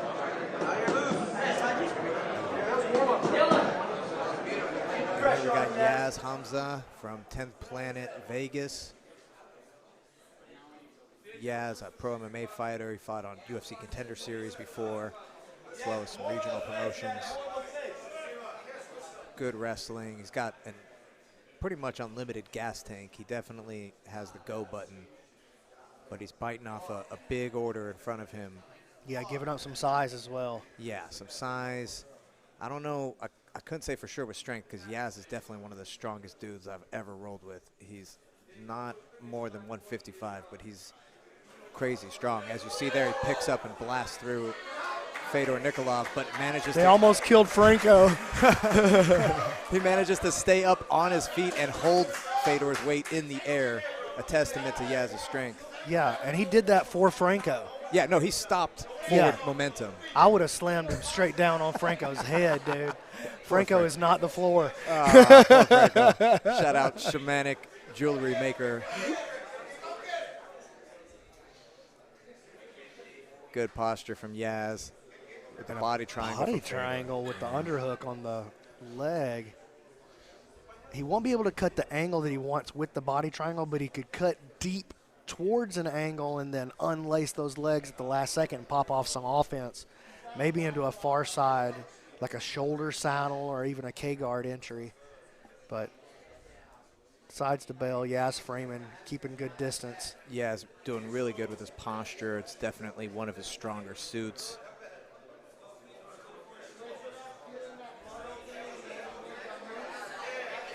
Fedor looking to pull down on the head to break the posture.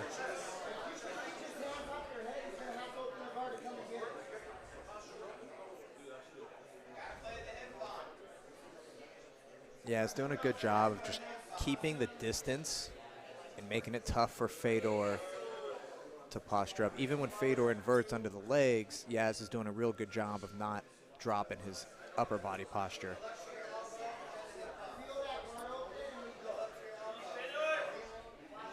Got to be careful with a guy like Fedor. If he's got that K-guard entry in his bag, when you start posturing up, that's great to keep you out of his rubber guard game, but that could be the entry that Fedor wants to get onto the legs. But, oh, man, he drags him down into that rubber guard.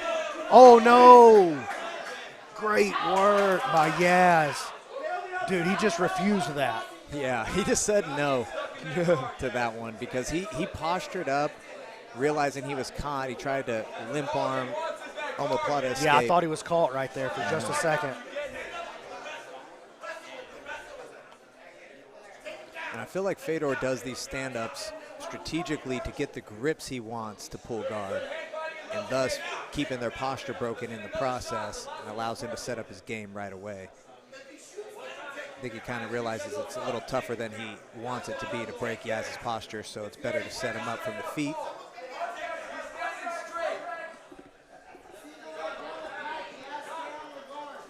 Oh, nice duck. But he gets caught in the closed guard. Yeah. He's going to try to run him through his rubber guard process again. He's got a much better play on it this time. He's got that dead orchard. He got it. Wow, man, what a dangerous rubber guard.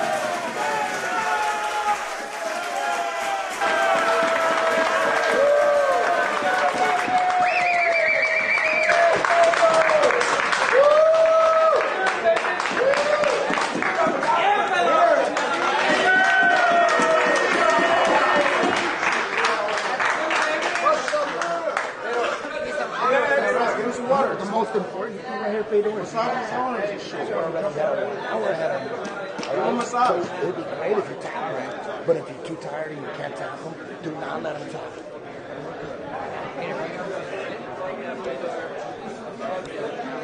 Тряхнись, попей, дыши.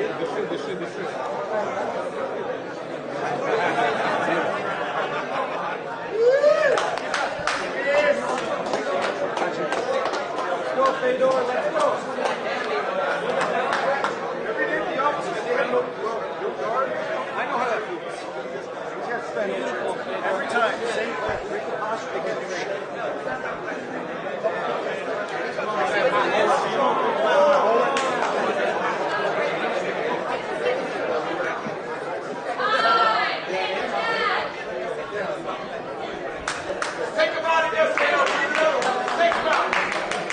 Camera A.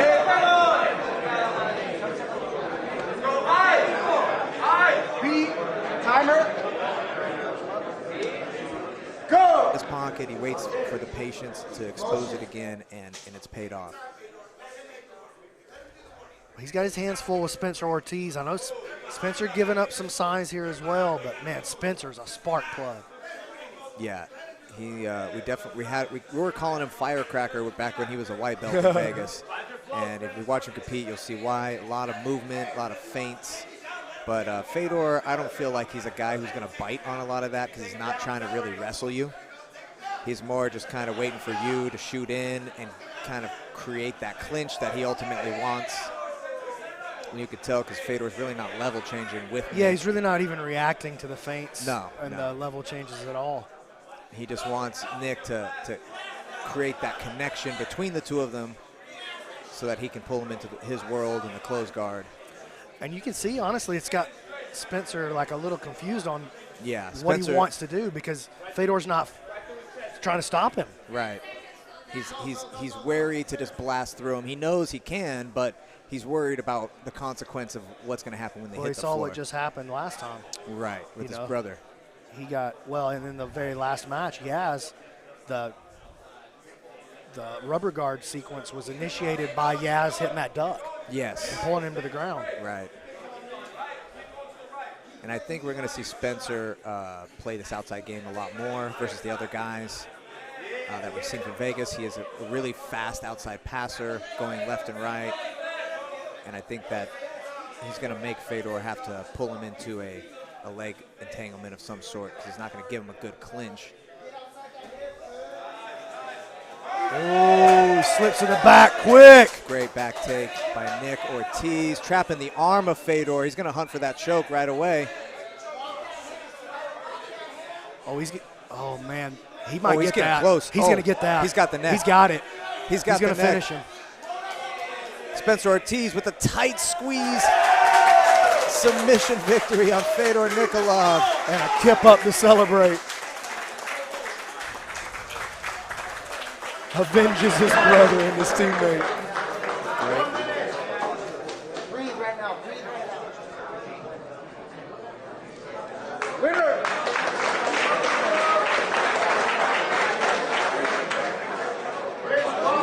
Warm up. Hey, you got 46 seconds. 46 seconds. Hey, give me 3. Smith.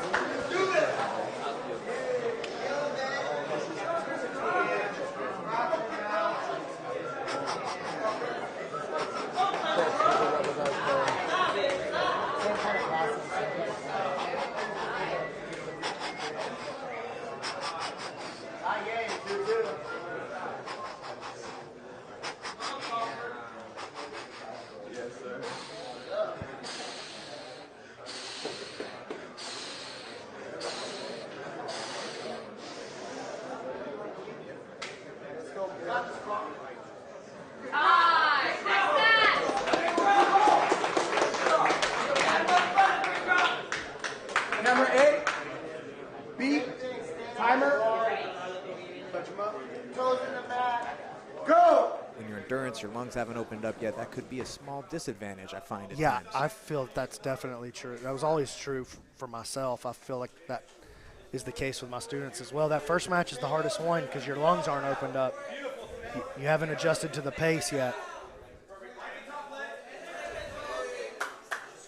Yeah, and you can see Spencer's outside passing is going to funnel right into Chris's game.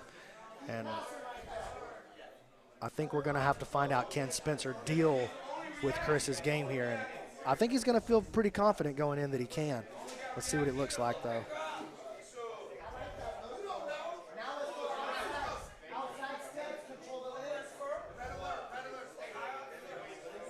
Spencer looking to step into a leg drag. Yeah, I definitely think some endurance is coming in a factor right now with Spencer Ortiz. He's breathing a little harder than I've seen him in the last couple of matches.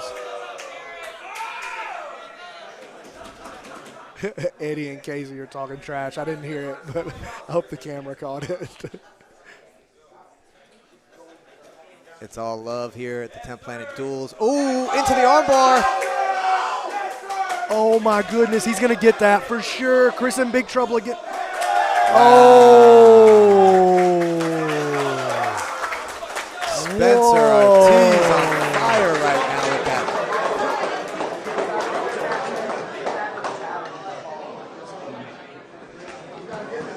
Hey, stay in front of him. Winner. 1 minute. 1 minute. Who said that? Get some water. Hey.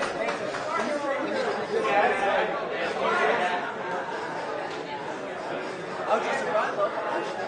Yeah, get a little rinse.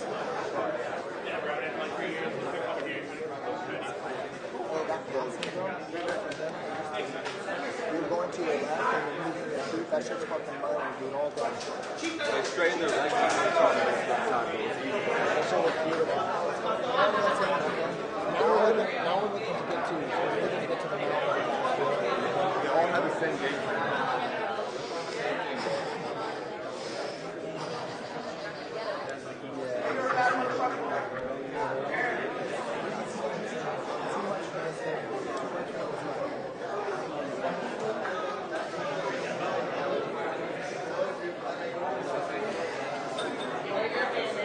Time! Next match! Anthony Spencer!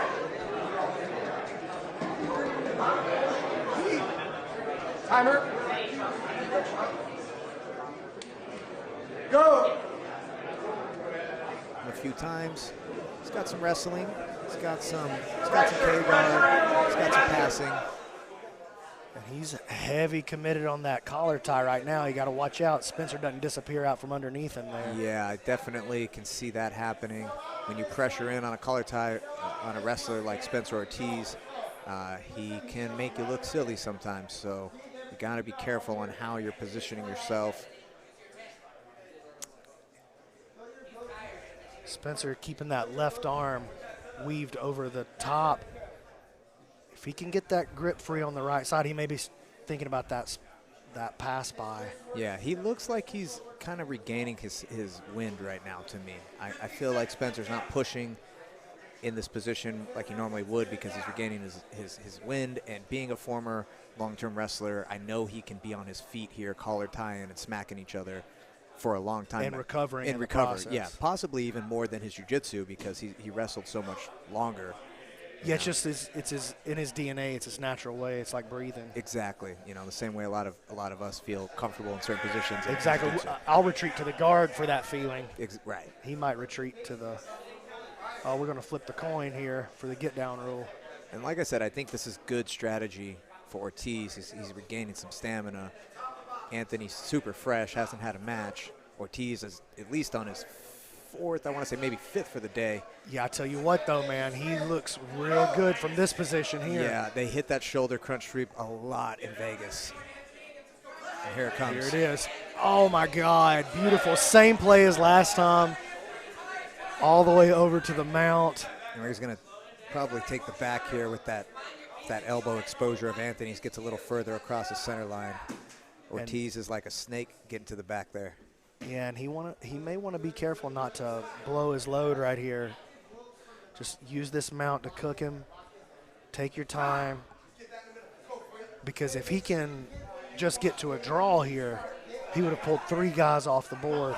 That's huge. And if he wants to get this finish from the mount, cooking him might be the best way to make that happen. But he's going to get the Absolutely. back exposure, though. Yeah, Anthony going belly down for a second. Spencer on that gift wrap. Yeah, he doesn't exactly have the gift wrap. Really, Anthony had his wrist. Right, he kind of had more like a head control. Yeah. Anthony framing the hip with that kind of like a lap belt. And he's got to be careful here. The way he's bringing his left arm across, he's just feeding good mount, good positioning, nice tight hips. Yeah, we saw this in the first round from Spencer Ortiz, dominating the mount position against 10 Planet Orange County. I believe it was against Alex Galindo. He just mounted him for about 5 or 6 minutes of the round. And got there with that same shoulder crunch sweep off of the get-down rule. Yep, that's something they work a lot in Vegas. Coach Casey, that's like one of his best moves, favorite moves. Got to have it. Yeah, and it's fire. And you can tell these Vegas guys, they know it well. And they know the follow-ups well, which is, something that isn't always trained as much as it should be.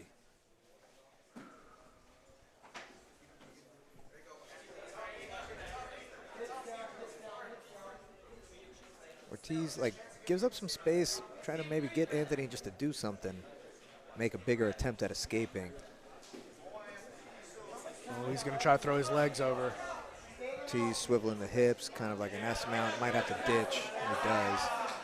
Honestly, that was really good work by Anthony off the bottom. He stayed safe, kept himself from getting exposed, waited for Spencer to try to get a little bit over-aggressive, and then slowly inched his way out of that mount.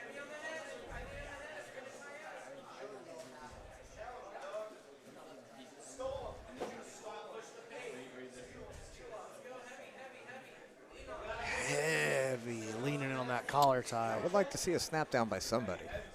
Both these guys in that bent position. Again, Spence had several matches. He's on the defense.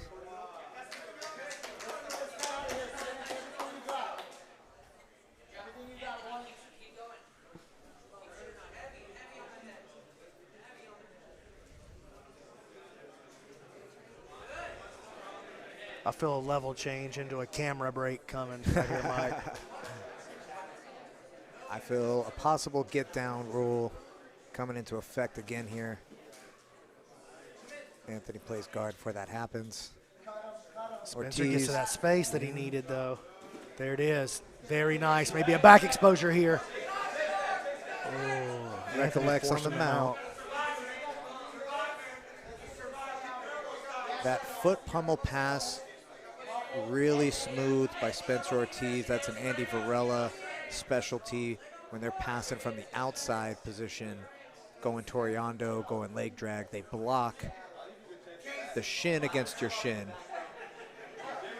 and then sidestep into side control, drop down in that Keisugatame position. Really, really effective pass by keeping the opponent's heel stapled to their butt in that kind of like a leg drag position. Look it up, guys. Andy Varela, one of the best at it, and his students are showing it. Ooh, some friendly wagering going on between Eddie Bravo and Casey Halstead.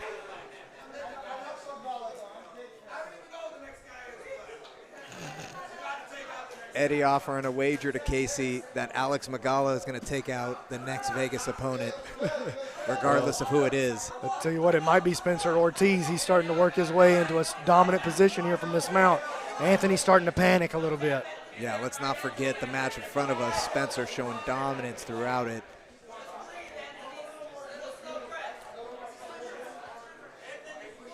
Anthony using a lot of energy from this bottom position, trying to keep a grip on Spencer's arm, stop him from getting to that arm triangle. But now Anthony's showing the back here. Ooh, good pummel by Spencer. I liked how he was looking for the back on that pummel. Pummel. With that right hand trying to slide inside.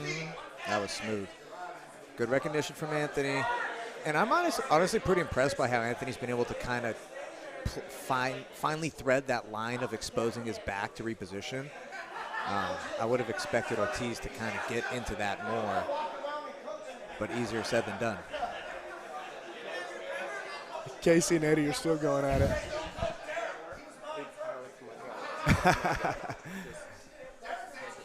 Eddie's saying that Casey can't count Derek as a Vegas rep because he was HQ first. That's kind of fair. Derek's probably spent about equal time now between the two locations, but obviously loved them both.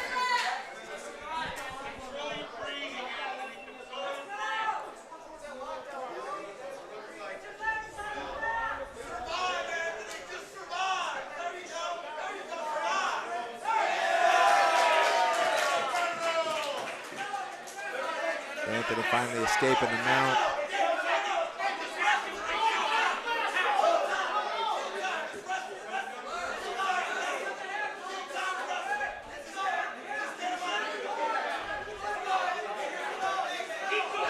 Long shot, gives up the front headlock on that poor position of the shot. Yeah, he took an extended one, going for it. It's short time, you can't really blame him, but he's gonna have to relinquish the top position to defend his neck. Regardless, Anthony from HQ taking Spencer Ortiz the distance.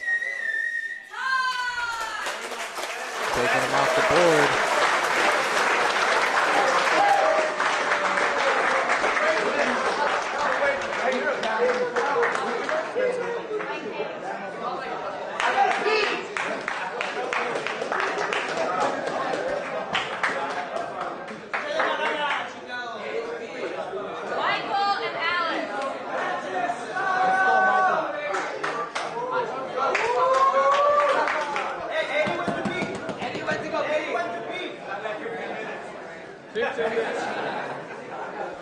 Camera A.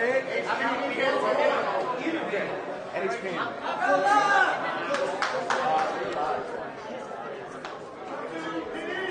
So they don't say anything. This guy is going to make a lot of money.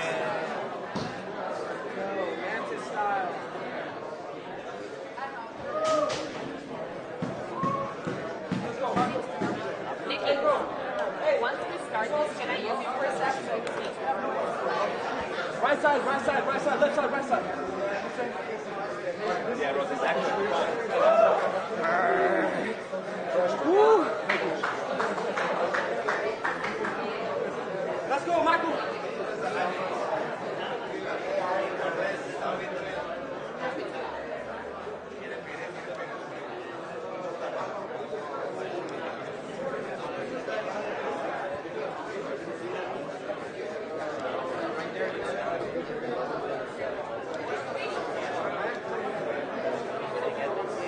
Fedor.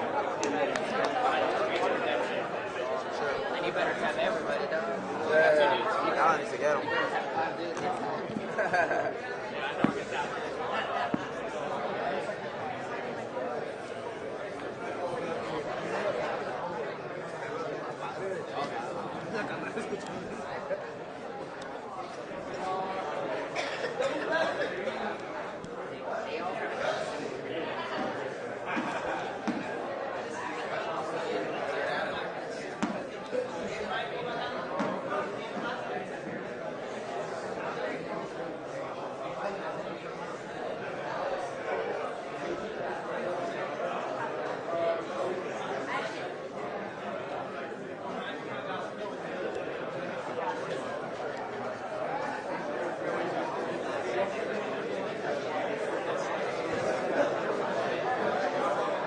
Alex, I'm waiting on my rash card. I'm waiting on my rash card.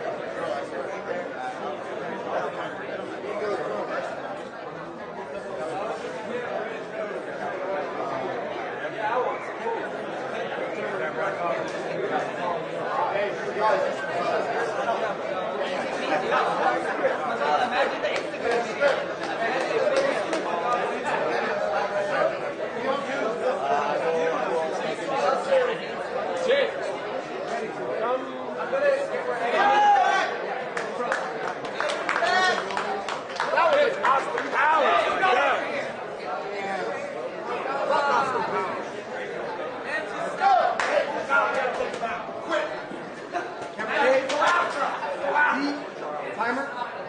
BJ. You got your coaches ready? Go. Ready? Coaches ready? Good. what approach he takes. Let's see if he's going to go Mantis style. He loves to lead with this right foot. Here he goes. There it comes. He leads with that right foot. He basically just invites you. Look, Yes, hey, would you please grab me so I can do weird stuff to you?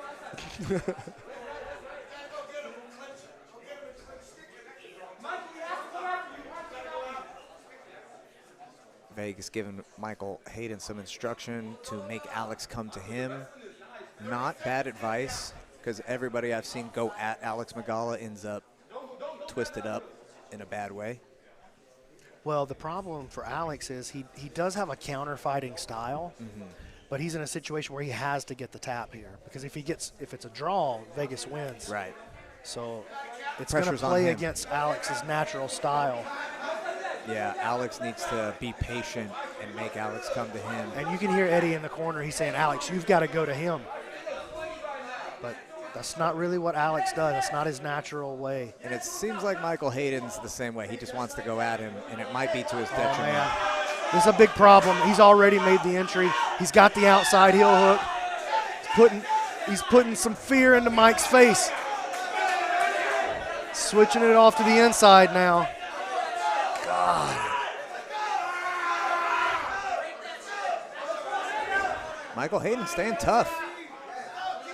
Yeah, he's fighting for his own leg position. And he survives it. Yeah, he does. Wow. Man, that outside heel hook was tight. Yeah, I saw a little grimace, but he was able to separate the feet and kind of release a little bit of pressure. And like I mentioned, those rugby legs of Michael Hayden, I'm telling you guys, he was a big boy back in the day. I've seen pictures. He showed pictures of himself, and he was a big boy back in the day. Now he got strong sinews. Yeah. So I think that might be a good, mental pump for him to kind of survive that first onslaught from Magala. Magala back on it.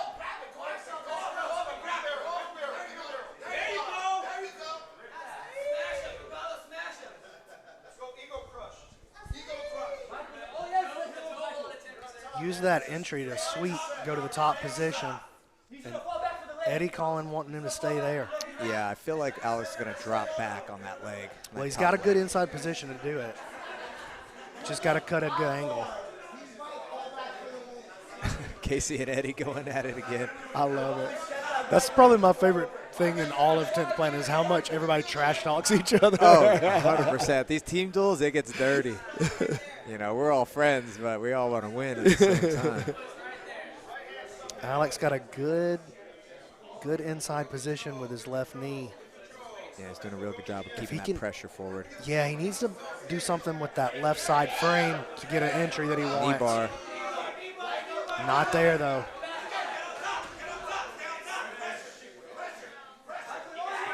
Man, Alex relentless on these legs.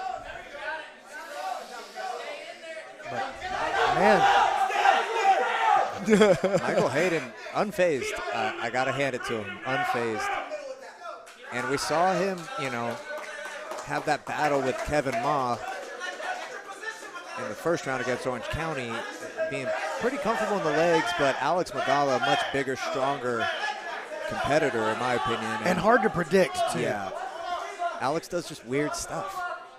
Yeah, even in positions, like, it's pretty easy to predict that he's going to be able to, that he's going to enter the legs, but it's not exactly predictable what it's going to look like when he gets it. He's got very strange game. Alex. This may be a path around the corner here for Alex if he can keep his balance.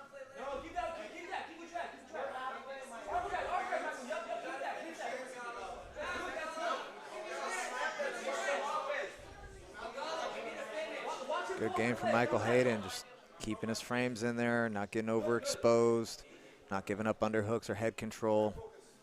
Time's on his side in terms of you want it to count down. Every second that goes is better for Vegas. For sure.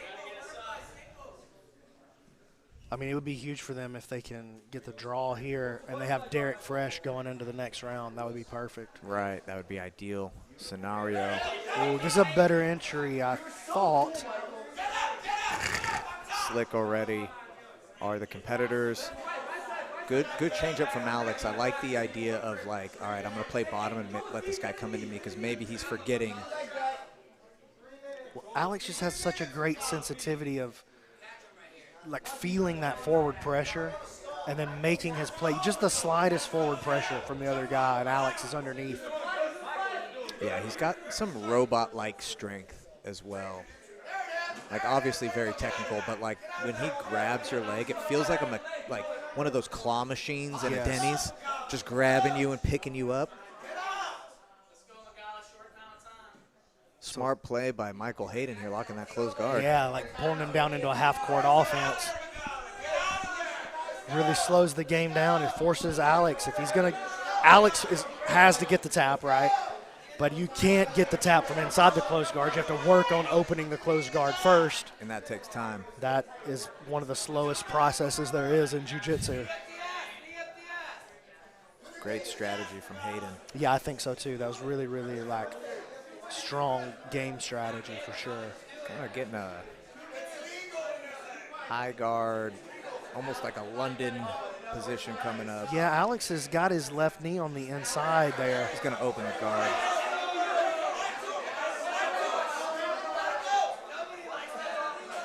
I mean, my guard would have opened by now. I don't know if Michael Hayden's wearing a cup, but I hope so.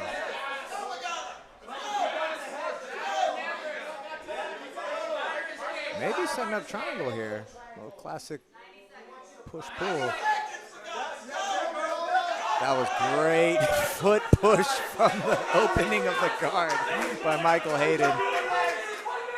Back to the close guard, great. Oh, the knee slides in this time, though. Here's the Careful. entry. Here's the entry. Alex is going to be shooting. I think Alex is a little tired. I'm going to be honest. I feel like his pace slowed down. He needs to have way more urgency. And one thing I'm going to say about Magala is like a lot of his matches end very fast. And also in rolling, in training, he'll tap people fast and then kind of like coast through the rest of the rounds. If I can just, not trying to disparage him, but just kind of offer some critiques. I think that he's not used to pushing against somebody who can handle his attacks for 7 or 8 minutes. Oh, man. Doesn't quite have the knee line, though. Michael Hayden, unconcerned.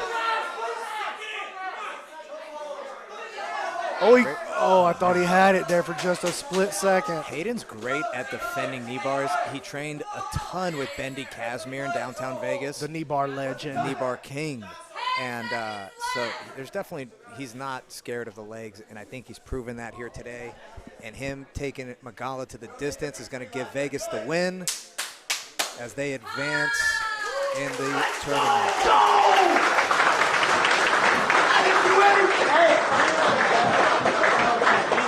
Oh, my team's so cool.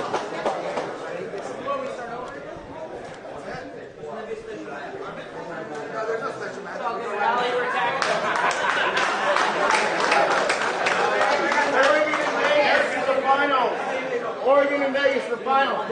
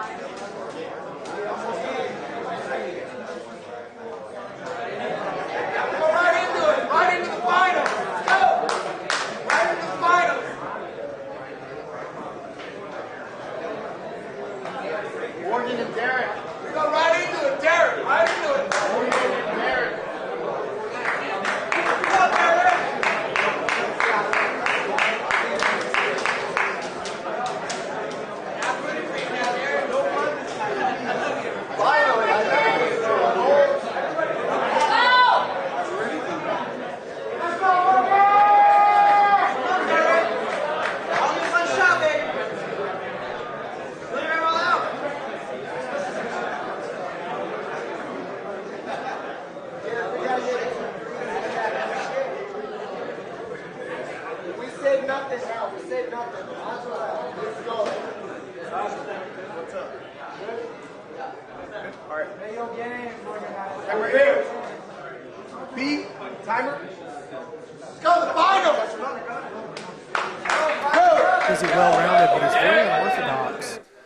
Even in normal positions, he'll make unorthodox choices sometimes, and That's that a can nice really way throw of, people off. That's a nice way of saying dumb things that still work.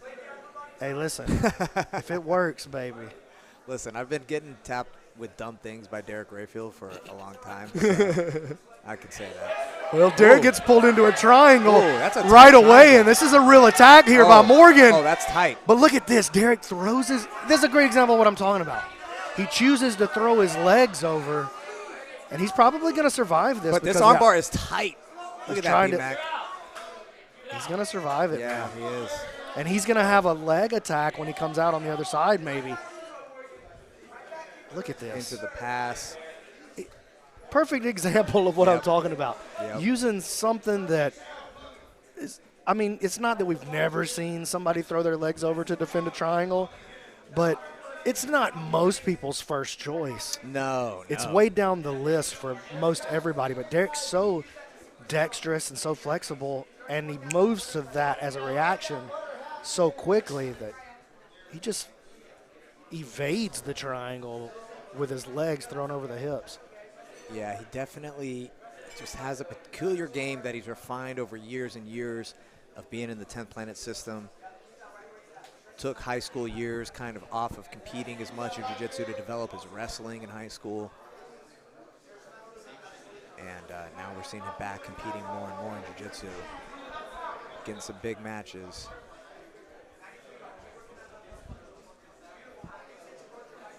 He's putting the weight down now. Great job keeping that half guard flat. Timed it out, steps over for the mount. And Morgan fighting off the back foot now after an early success with his offense. Yeah, he came out guns blazing, threw Derek in that triangle. Looked like he had a great angle. He did. And Derek just pulls a rabbit out of his hat, and now it's the pressure show. He pulled a Derek. Yeah, I was talking to Lindsay earlier. It's funny, Derek, you know, sometimes you think of him, he's still this young kid, and he is still this young kid, but he might have more experience than anybody out here on the floor today. I would say so, for sure. In terms of the brown belts, you know, you've got to figure that Derek putting some love on all these grips. He's had more competition experience. Stay focused, Derek. Derek was getting grindy again with those hands, and Eddie had already talked to him about it. Yeah, he cut up Mike Meneses in the first round, and I think Eddie was like, hey, cut that out. We're not trying to grind that hard. Derek stepping over, looking for the Darce as Morgan makes his kipping escape. All the way. Keep chasing it. Defense. And the Oregon crew chanting defense. You You don't hear that chanted at a jiu-jitsu tournament very often. No, but they should. That could be a motivator, you know? I think we're missing chanting in jiu-jitsu. I really do. I would like to hear more chanting. The Brazilians got it down. They've got their rhythmic chants down at the Worlds, at the Gi Worlds and stuff. You know, they've got their songs and stuff like that, the Checkmat team. But we need to get some 10th Planet songs out Yeah, we're there. going to have to really step it up as an organization, in my opinion. I want to hear Eddie and Dr. Armand on the keys. That guy wants to stall out, Derek. He's not working any offense. Rayfield looking for the mounted triangle with the arm. Maybe like a mounted dead orchard, but he's just not getting any reactions out of Morgan that he would like to. And I think he's feeling the pressure of the time cutting down, so it's a double-edged sword when you're working in that rule set because you don't want to give up such a dominant spot, but you've spent 3 or 4 minutes there and you're not getting the reactions you're looking for. It might be time to just give him a quarter guard back or get to knee on belly and let some space come in. The mount is really like a double-edged sword. It's probably the strongest attack there is in fighting, but at the same time, it's the slowest. It may be one of the slowest attacks. It takes a long time to develop, and sometimes the juice just isn't worth the squeeze. Yeah, you're working in a format with time limits, you know. Same thing in MMA.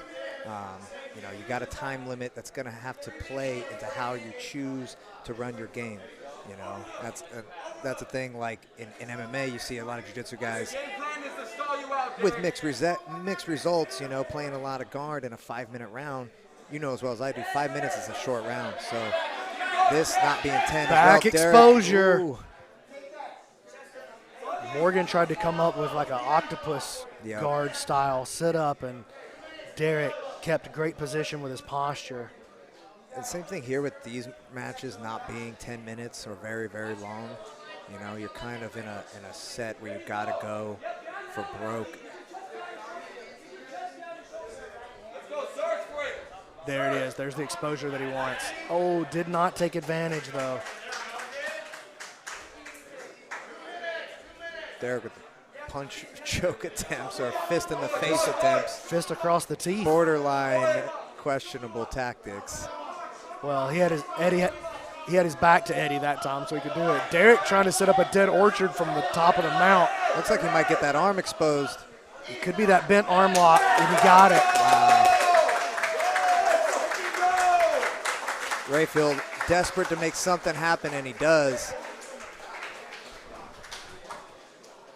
Does a great job of setting it up from the mount. And I mean, he was coming up on short time, B-Max, so it's really not a big surprise that Rayfield gets the hand raised.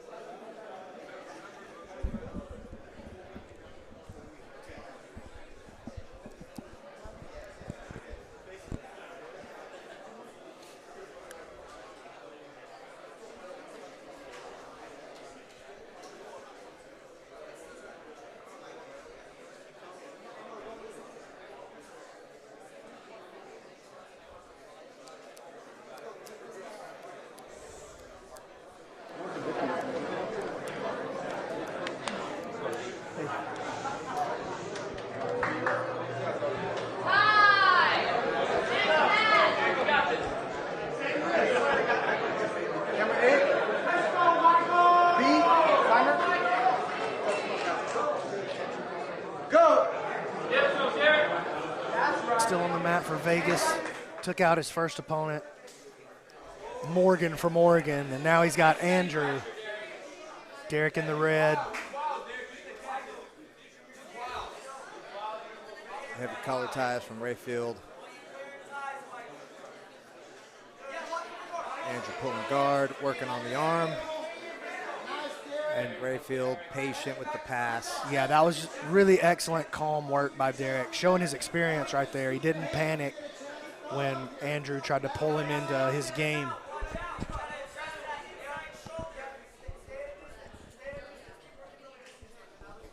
I like how Rayfield really pins the bottom leg of his opponent in half guard. Derek got a little bit complacent there, allowed Andrew to pull him down into, and he's going for the shoulder saddle on the far side. Check this out. Derek very aware though. All the rage right now, that arm saddle position. I always say jiu-jitsu is like it's a copycat sport. It's like flavor of the week, you know, what's popular, and that arm saddle is super popular right now. Yeah, that's the way the game goes. Constant innovation, stuff to keep up with. He needs to pummel that left foot over, though, if he's going to play this game. Yeah, Rayfield being smart, hunkering down. Oh, now he gives up a roll.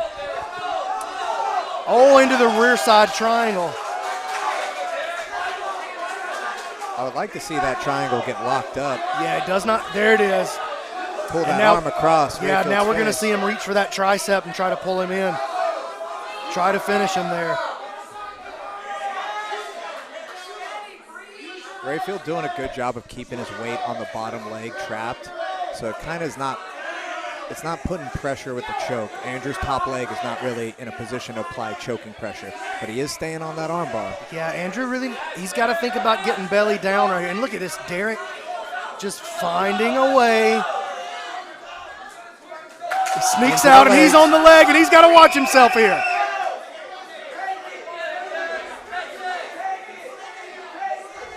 Oh, Derek, he's got the bite. Oh my God, he just missed the bite on the heel. Andrew in big trouble Into the here. knee bar reversal. Oh my God. But Derek Rayfield from the jaws of defeat. Great composure by Andrew from Oregon as they enter the 50-50. They're going to get some repositioning back into the center. Like you said, B-Mac, Rayfield from the jaws of death. Living through that armbar attack into leg entanglement. And that just shows more of what we were talking about earlier. Derek doing unorthodox things, being very limber and Gumby with his legs, able to escape a lot of submissions with it. And here comes his defense for 50-50. I've only really seen him and Gio Martinez use that. Competitively, at least. Yeah, competitively, yeah. Like consistently, it works for them. I definitely don't have that knee dexterity, B-Mac. Yeah, I'll do that sometimes, but I've never done it in competition like those guys. You see, especially Derek, I see him do it all the time. Of course, that Eddie Cummings match where Gio had success dragging Eddie Cummings into overtime with that defensive tactic. That's exactly the match I was thinking of.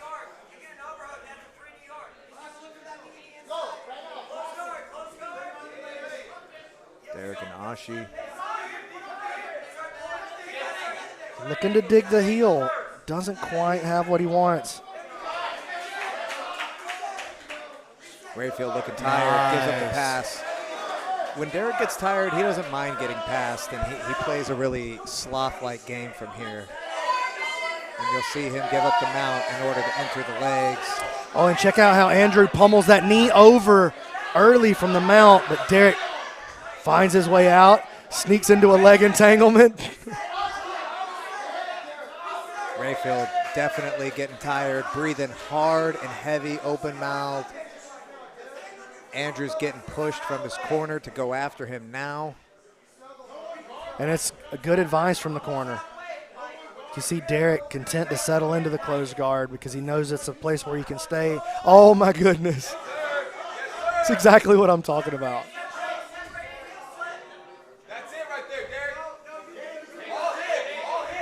Doesn't quite have a good bite on it. I would like to see the toes into the armpit. Andrew doing a good job using his second leg defense. Oh, this is a better bite here. Better bite. Too much extension. Oh, this could be it right here. It could go down right there. That's a better position right there with the bend knee. Oh, my goodness. I feel like Rayfield This could be the straightens his one. body out too much. Oh, my goodness.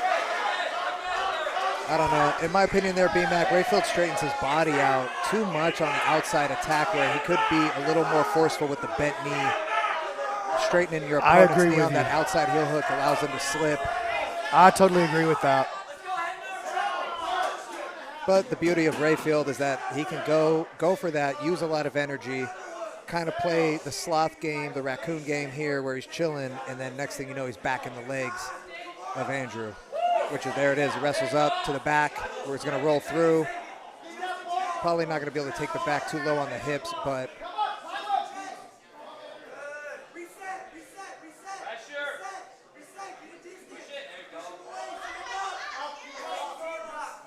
Derek looking to invert.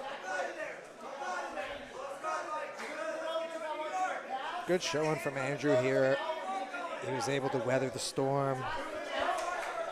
I would like to see him kind of go for broke because he's put up a great match so far, but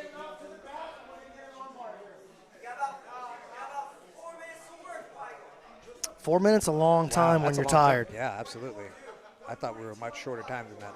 That's a good advantage. Oh, Derek Derek with a risky play, and he pays for it. What did he try to do, that Kimura guard pass, and ended up getting slipped with a hook, getting his back taken in the body triangle.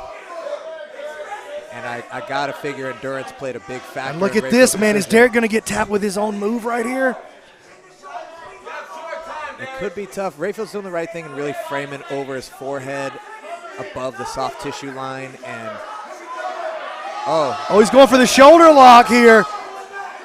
Oh, my goodness. That would blow my shoulders off. Or my neck. I'm going to be honest. Oh, my God. I've put Derek in similar moves in dead zones and could not tap him with that. He's got so much dexterity in his spine and in his hips that he kind of gives you this position, believe it or not.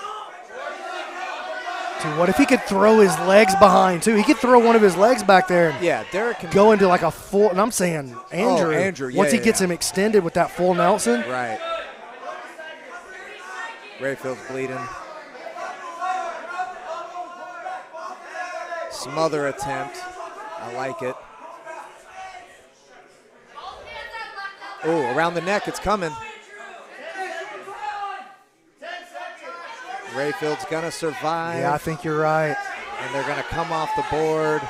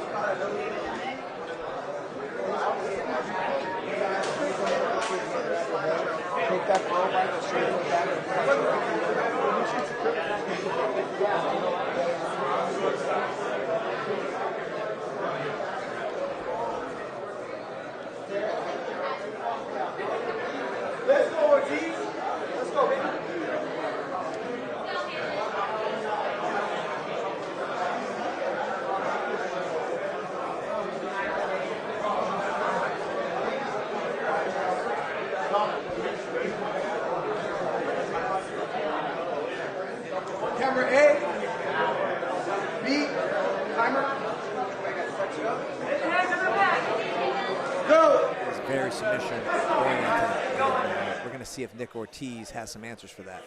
I'll tell you what, they both on Team Handsome though, Mike. Definitely. Don't let your girl see over here. Ortiz making strong pressure right away, looking for this back exposure. Oh, wow. Good pressure. Love that play by Nick Ortiz, man. Look at how he's got that scoop grip underneath. He was trying to force Haven to give up his back. Haven fighting to get flattened. Now he's like, anything, just please, just flatten me out. Do not take my back. And look at this. Haven making a quick entry, play on the legs. He does not have the inside leg position. Ortiz keeping him exposed over there. Nice job. And man, Haven just death grip, latched on. He's going to make a K-guard entry here. Yep, he's going to try to get that foot over. Ortiz doing a great job of controlling the foot to the floor, backstepping enough. Can he get his knee to the mat is the real question. There it is. There's the K-guard. He had to just. Let's see if he goes backside. Ortiz doing a good job of slipping the knee line, but it's back in now. Oh, man. This is going to be an exposure on this inside heel. Ooh, got it. Haven with the big inside heel win over Nick Ortiz. And didn't.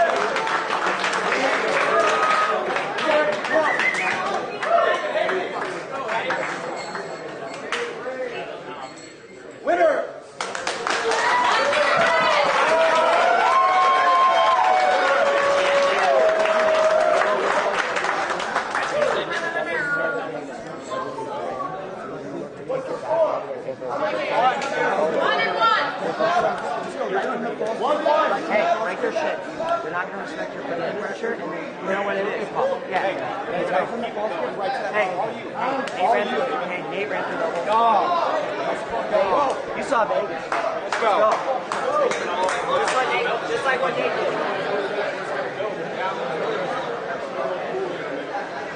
This guy's already ready. Hey, but these guys ready.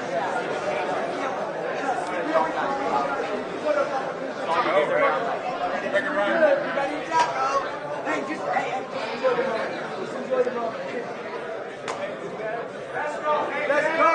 Let's go!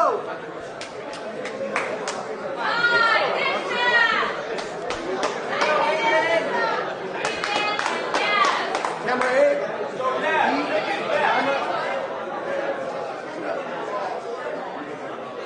Go! Davis Asari at the ADCC Open. He'll hook them in about a minute. I saw that. That was a crazy match. Elijah's on fire He's right on now. Fire. Yeah. But right now, Haven's on fire. He steps out against Yaz out of this 10th Planet Vegas team. Yeah, Yaz Hamza, again, you know, I've trained with a lot of these guys competing here today, but especially the Vegas team, living out there, competing for several years, training under Coach Casey. I've trained a ton with Yaz, MMA and straight no-gi jiu-jitsu. He's got a motor, and he's very, very tough to submit, but I will say I think his Achilles heel is the leg game. And definitely Haven shines there. So I think Haven's going to play kind of a sloth game to get a clinch established, and then on the escapes, get Yaz to posture up. Well, this is the same position you just saw in the last match against Ortiz. Yep. Yaz reaching underneath the head, scoop grip on the far, underneath the far lat. Let's see if he, like I said, I think Haven's going to be able to bump and create a regard situation. Just like that. And then he's going to enter in on the K-guard attacks. But Yaz wisely felt that recovery coming, decided to disengage, create some all space. the way out. Yep, that was smart. He's doing the same thing where he's not feeling comfortable. He backs all the way out, kind of resets the position. I'm a fan of that too. Sometimes you got to work backwards instead of trying to just constantly go through somebody's guard. Man, Haven doing a good job keeping Yaz's weight off of him. Yeah, and Haven's highly focused. I can see it in his eyes that his attention is squarely on Yaz Hamza. There's no distractions. He can hear his corner, but he's not even going to acknowledge with his body that he's paying attention over there. He's squarely focused on Yaz. And I think that was a big change of experience we saw from Ortiz, kind of get distracted by his corner, and then he got submitted right after that. So it's important to remember that, you know, you want to listen and be open to your coaching, but you don't want to take your attention off your opponent.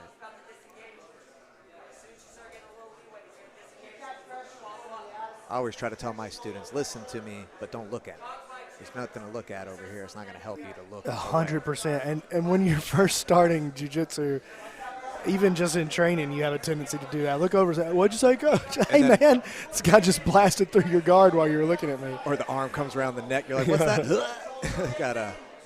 Who was that guy that got choked like that from Shinya Yoki in Japan that one time? He like waved to the camera and got strangled. Yeah, Mayhem Miller did that to a guy. Oh, no, Mayhem was actually waving to the camera and then tried to sink it in. But I know exactly the match you're talking about. It was Aoki. You can't do that with guys like that, and you don't want to get in too deep with guys like Haven. Good head positioning from Yaz. That was smart. You know, he stands up real straight. He's standing tall, but he does a good job of matching head levels, and that puts a barrier that Haven has to get through to actually get to Yaz's legs. You can feel the apprehension from Yaz. Like, he knows that if he goes in and tries to pass the guard methodically, he's going to have to run through a series of traps in order to do it. Yeah. So he's trying to get this one fell swoop, cartwheel pass, throw the legs by. Yeah, and that can have, you know, success, but that can also lead you into where you're trying to create big explosive movements. You got to explode and move in a big momentum way yourself to kind of cover up, right? Because you're trying to throw his legs by, but you also got to cover him to establish a pass. And I think that's where he could get caught up. A little recenter. Still a lot of time left, 4 minutes.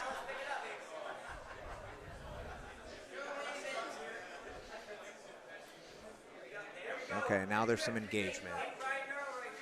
Yaz again, though, is pulling right away. Yeah.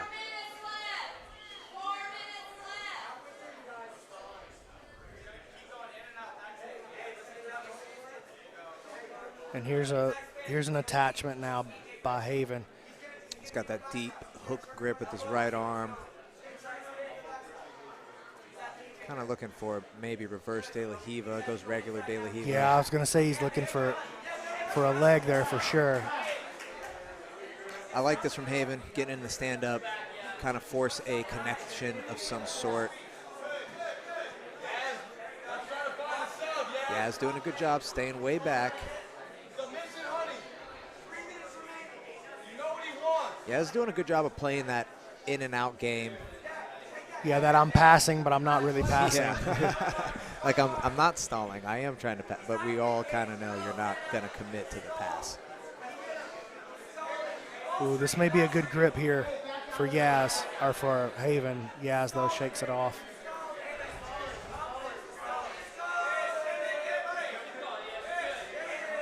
A little restlessness from the crowd. Trying to goad Yaz into passing, into getting a little deeper, into putting more pressure forward. You can tell his weight is always going back. Yeah, here may be the entry that he wants. It's just so hard to stay glued to somebody, number one, as sweaty as Yaz. Number two, backing away on the heels. Good entry attempt, but Yaz just hand fights, you know, and I think that's an underlooked part of the game. I feel like Haven doesn't hand fight nearly as much as he could. He's really just trying to use his limbs, his extremities to attach to Yaz's legs when he should be right here hand fighting, beating Yaz's hands. Creating off balances. Yeah. And that, to me, it looks like Haven is over-reliant on having cool entries and setups. Yeah. Rather than just creating the off balance and the gripping, exactly what you're talking about, the principled way of approaching the thing. Like, okay, you're shutting down my specialized entries, but I don't need a specialized entry. I need you off balance. Exactly, exactly. I would like to see that more from him. He seems a little too comfortable in those positions. Good wrestle up, take it, good snap. I like the aggressiveness. And if I'm Haven, I would stand up and let Yaz shoot on him because that's going to create the connectivity you want. Going back to this game, here's the underhook on the far side. This could be the entry that he needs. He's got the knee pommel in. Here he goes. Big opportunity for Haven right here. Can he get Yaz's hip to the mat? Well, he's forced Yaz to start grabbing him now in defense, and that could be the big problem. Whoa. Sniffs it out. Yeah. He was patient. He stayed patient, heavy on his leg until Haven forced the off balance, and then he went with it. It's good defense. Yaz getting a little careless in these later moments here. I feel like he's given up a little bit exposure, just the last 2 or 3 little volleys back and forth. Boy, fast knee cut. Yeah, he had like a hip switch knee cut. That was crazy. But I feel like he's getting in a little too deep, like deeper than he was in the first few minutes of the match. So let's see if Haven can capitalize. That's good. Yep. That's what you want. Stand up is the first guard, Mike. Yep. Just the threat of coming back to your feet a lot of times will create the exposure that you need to get offensive from the bottom.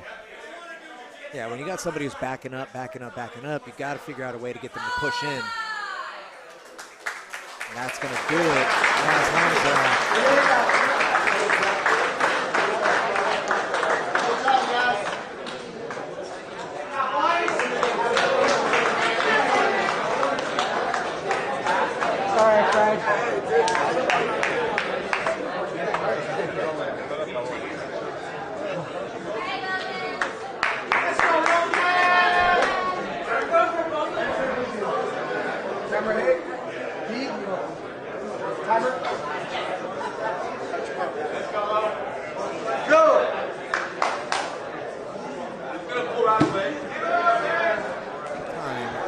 he's going to go right at Spencer Ortiz. And honestly, that's a great game to slow someone like Spencer down, is to put him in the legs deep in 50-50. You definitely don't want to get your guard passed by Spencer Ortiz. He is nasty with the back takes. I like how Logan's always smiling. He's having fun out there. Might as well. I mean, you're in downtown LA. It's a beautiful day. You're competing in front of Eddie Bravo. You got a whole gym full of people watching and rooting for you. What's not to love? Oh, look at that backside entry into the legs. Man, I love the way guys are kicking around now to lace the 50-50 leg first. It's that inside leg position. And again, inversion city from Logan Marshall. Yeah, he looks like a Ryan Hall, Jeff Glover type out there, the way he moves so comfortably across his shoulders. Look at that shin staple by Ortiz with his right foot. He blocks that outside foot positioning by putting his shin to his shin. Really good footwork, cross steps by Ortiz. Great. There's the exposure. Oh, man, this is big trouble for Logan.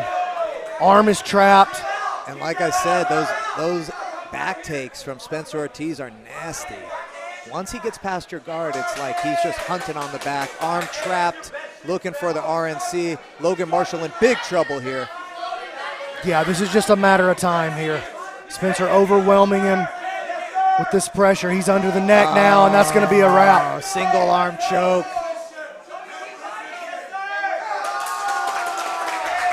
Great display from Spencer Ortiz. Spencer playing MVP out here today. Winner!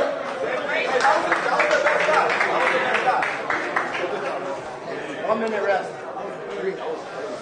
That was fucking bro. This is your show. This is your fucking show.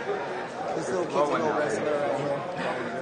Bro, your footwork is impeccable right now. Do the breath work. Breath work. That's exactly how you drill, bro. That fucking shit.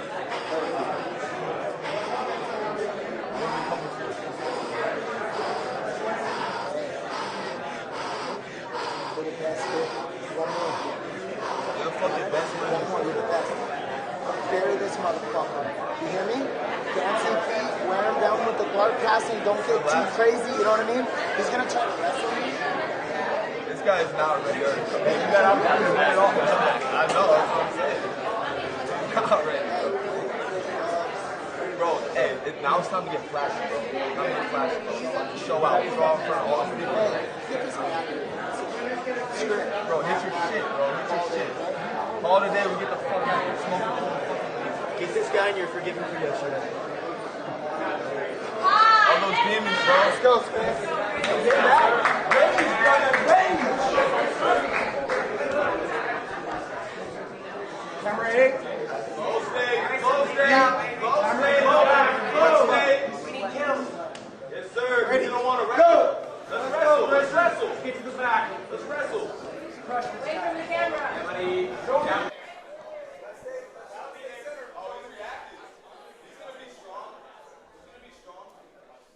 Anytime you get two wrestlers like this, it makes me nervous that they're going to blow right through that camera. But also, what better content could you get Absolutely. than a couple of wrestlers blasting through the camera?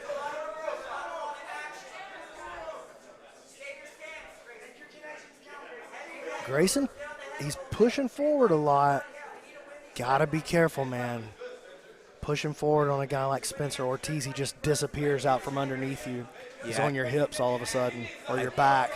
I actually like this for Grayson. He's pushing the pace on Spencer, and Spencer's going to have to react.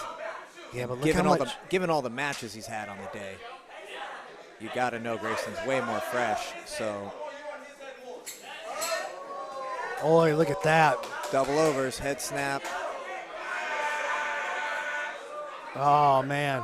I would love to watch those guys just keep wrestling. Yeah. I would like to see a fresh Spencer Ortiz wrestle him. That would be an entertaining get down. But here we go. Grayson elects the top. I I don't know mistake, if I would man. do that. Let's see if Spencer goes 3 for 3 on these shoulder crush sweeps. Oh, he's right into it already. Oh, Grayson Grayson's shucked ready. it off like he didn't even, like he Grayson had no was ready. respect for it at all. Perhaps he snuffed that one out, saw Spencer's earlier matches, was prepared. Good headlock attempt, ends up on bottom though. That could have been a mistake. Yeah. I don't know if Grayson's guard is a specialty. Gonna give that back exposure for Ortiz with the mount.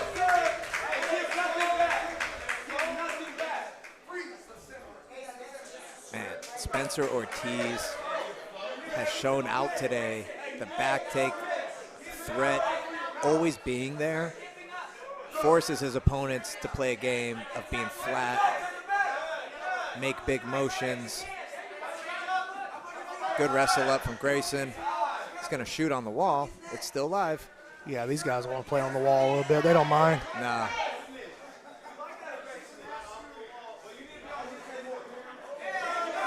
Grayson trying to create those reactions with the heavy collar ties, club in the head, Mark Schultz style, trying to drag him down with that club.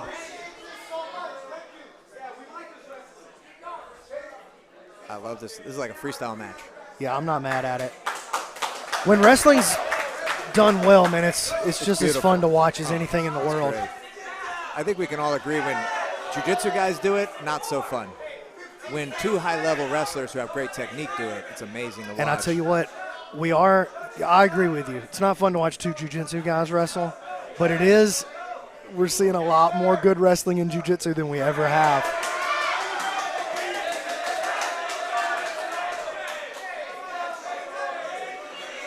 Getting a little heated in the finals, as it often does.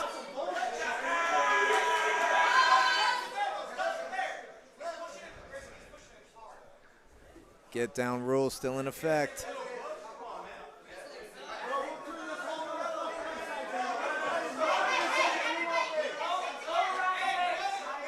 Grayson going to take the top position.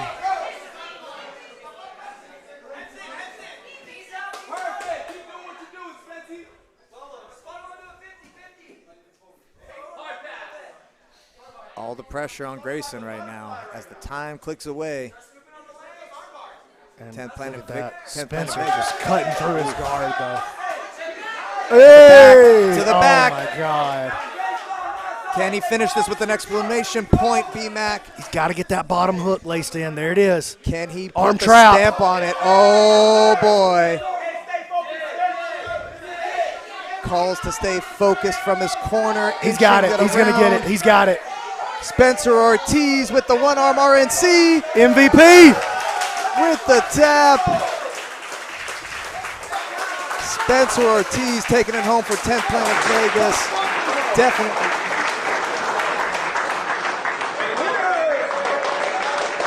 Fucking go, baby.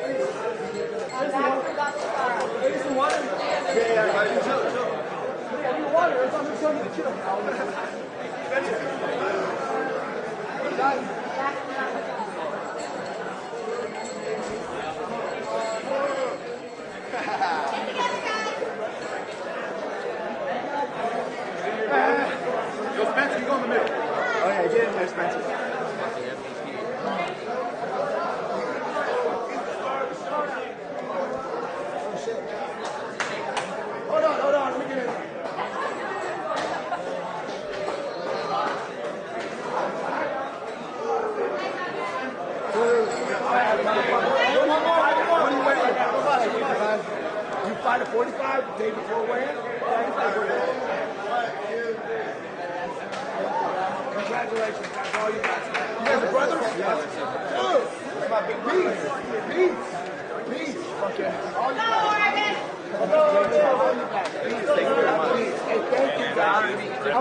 for new recruits. I love the shit talk. We're all 10 feet, dog. We're all 10 feet, dog. I love that shit. You know what I mean? I'm just looking for the best guys. That's what I want. I'm trying to raise the best guys. Everyone's trying to raise the best guys. And whatever best guys there are, those are the guys we're looking for. This room is filled with studs, man. Filled with studs, man. Awesome work. Thank you very much. You guys are awesome. Derek? Love you too. All you guys. Dude. Fucking Spencer. Spencer. The monster. It's impossible to pass this guy. You didn't skip me on camera saying that though.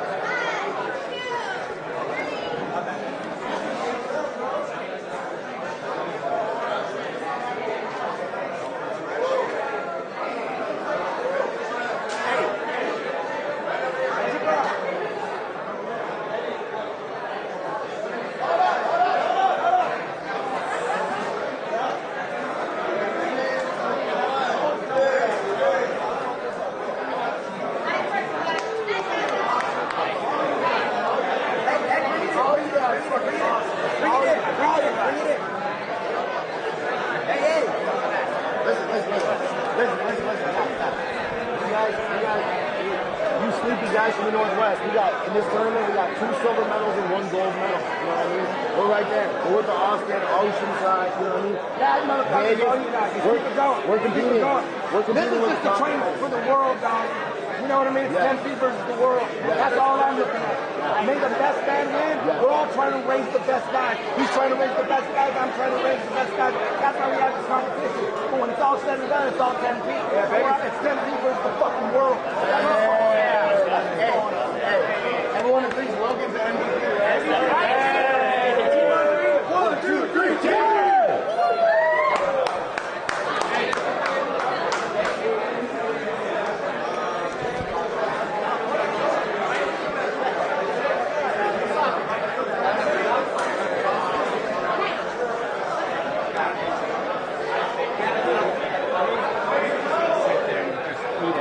He had to go to sleep. There was no other way. You know what I mean? It was like he's gonna sleep or nothing. That shit was nasty. That had his elbows touching. And Dude, your heel slicks. You know that there's actually a famous highlight reel of a mistake in the scenes that He told me that. I think he told me that. That's why I was like, squeeze his face. Combat jiu-jitsu or slap him in the face. I almost sold out on that head and arm one I had. I was like, this ain't Mexico, but I thought you should have chose one. I should have gone for his mouth.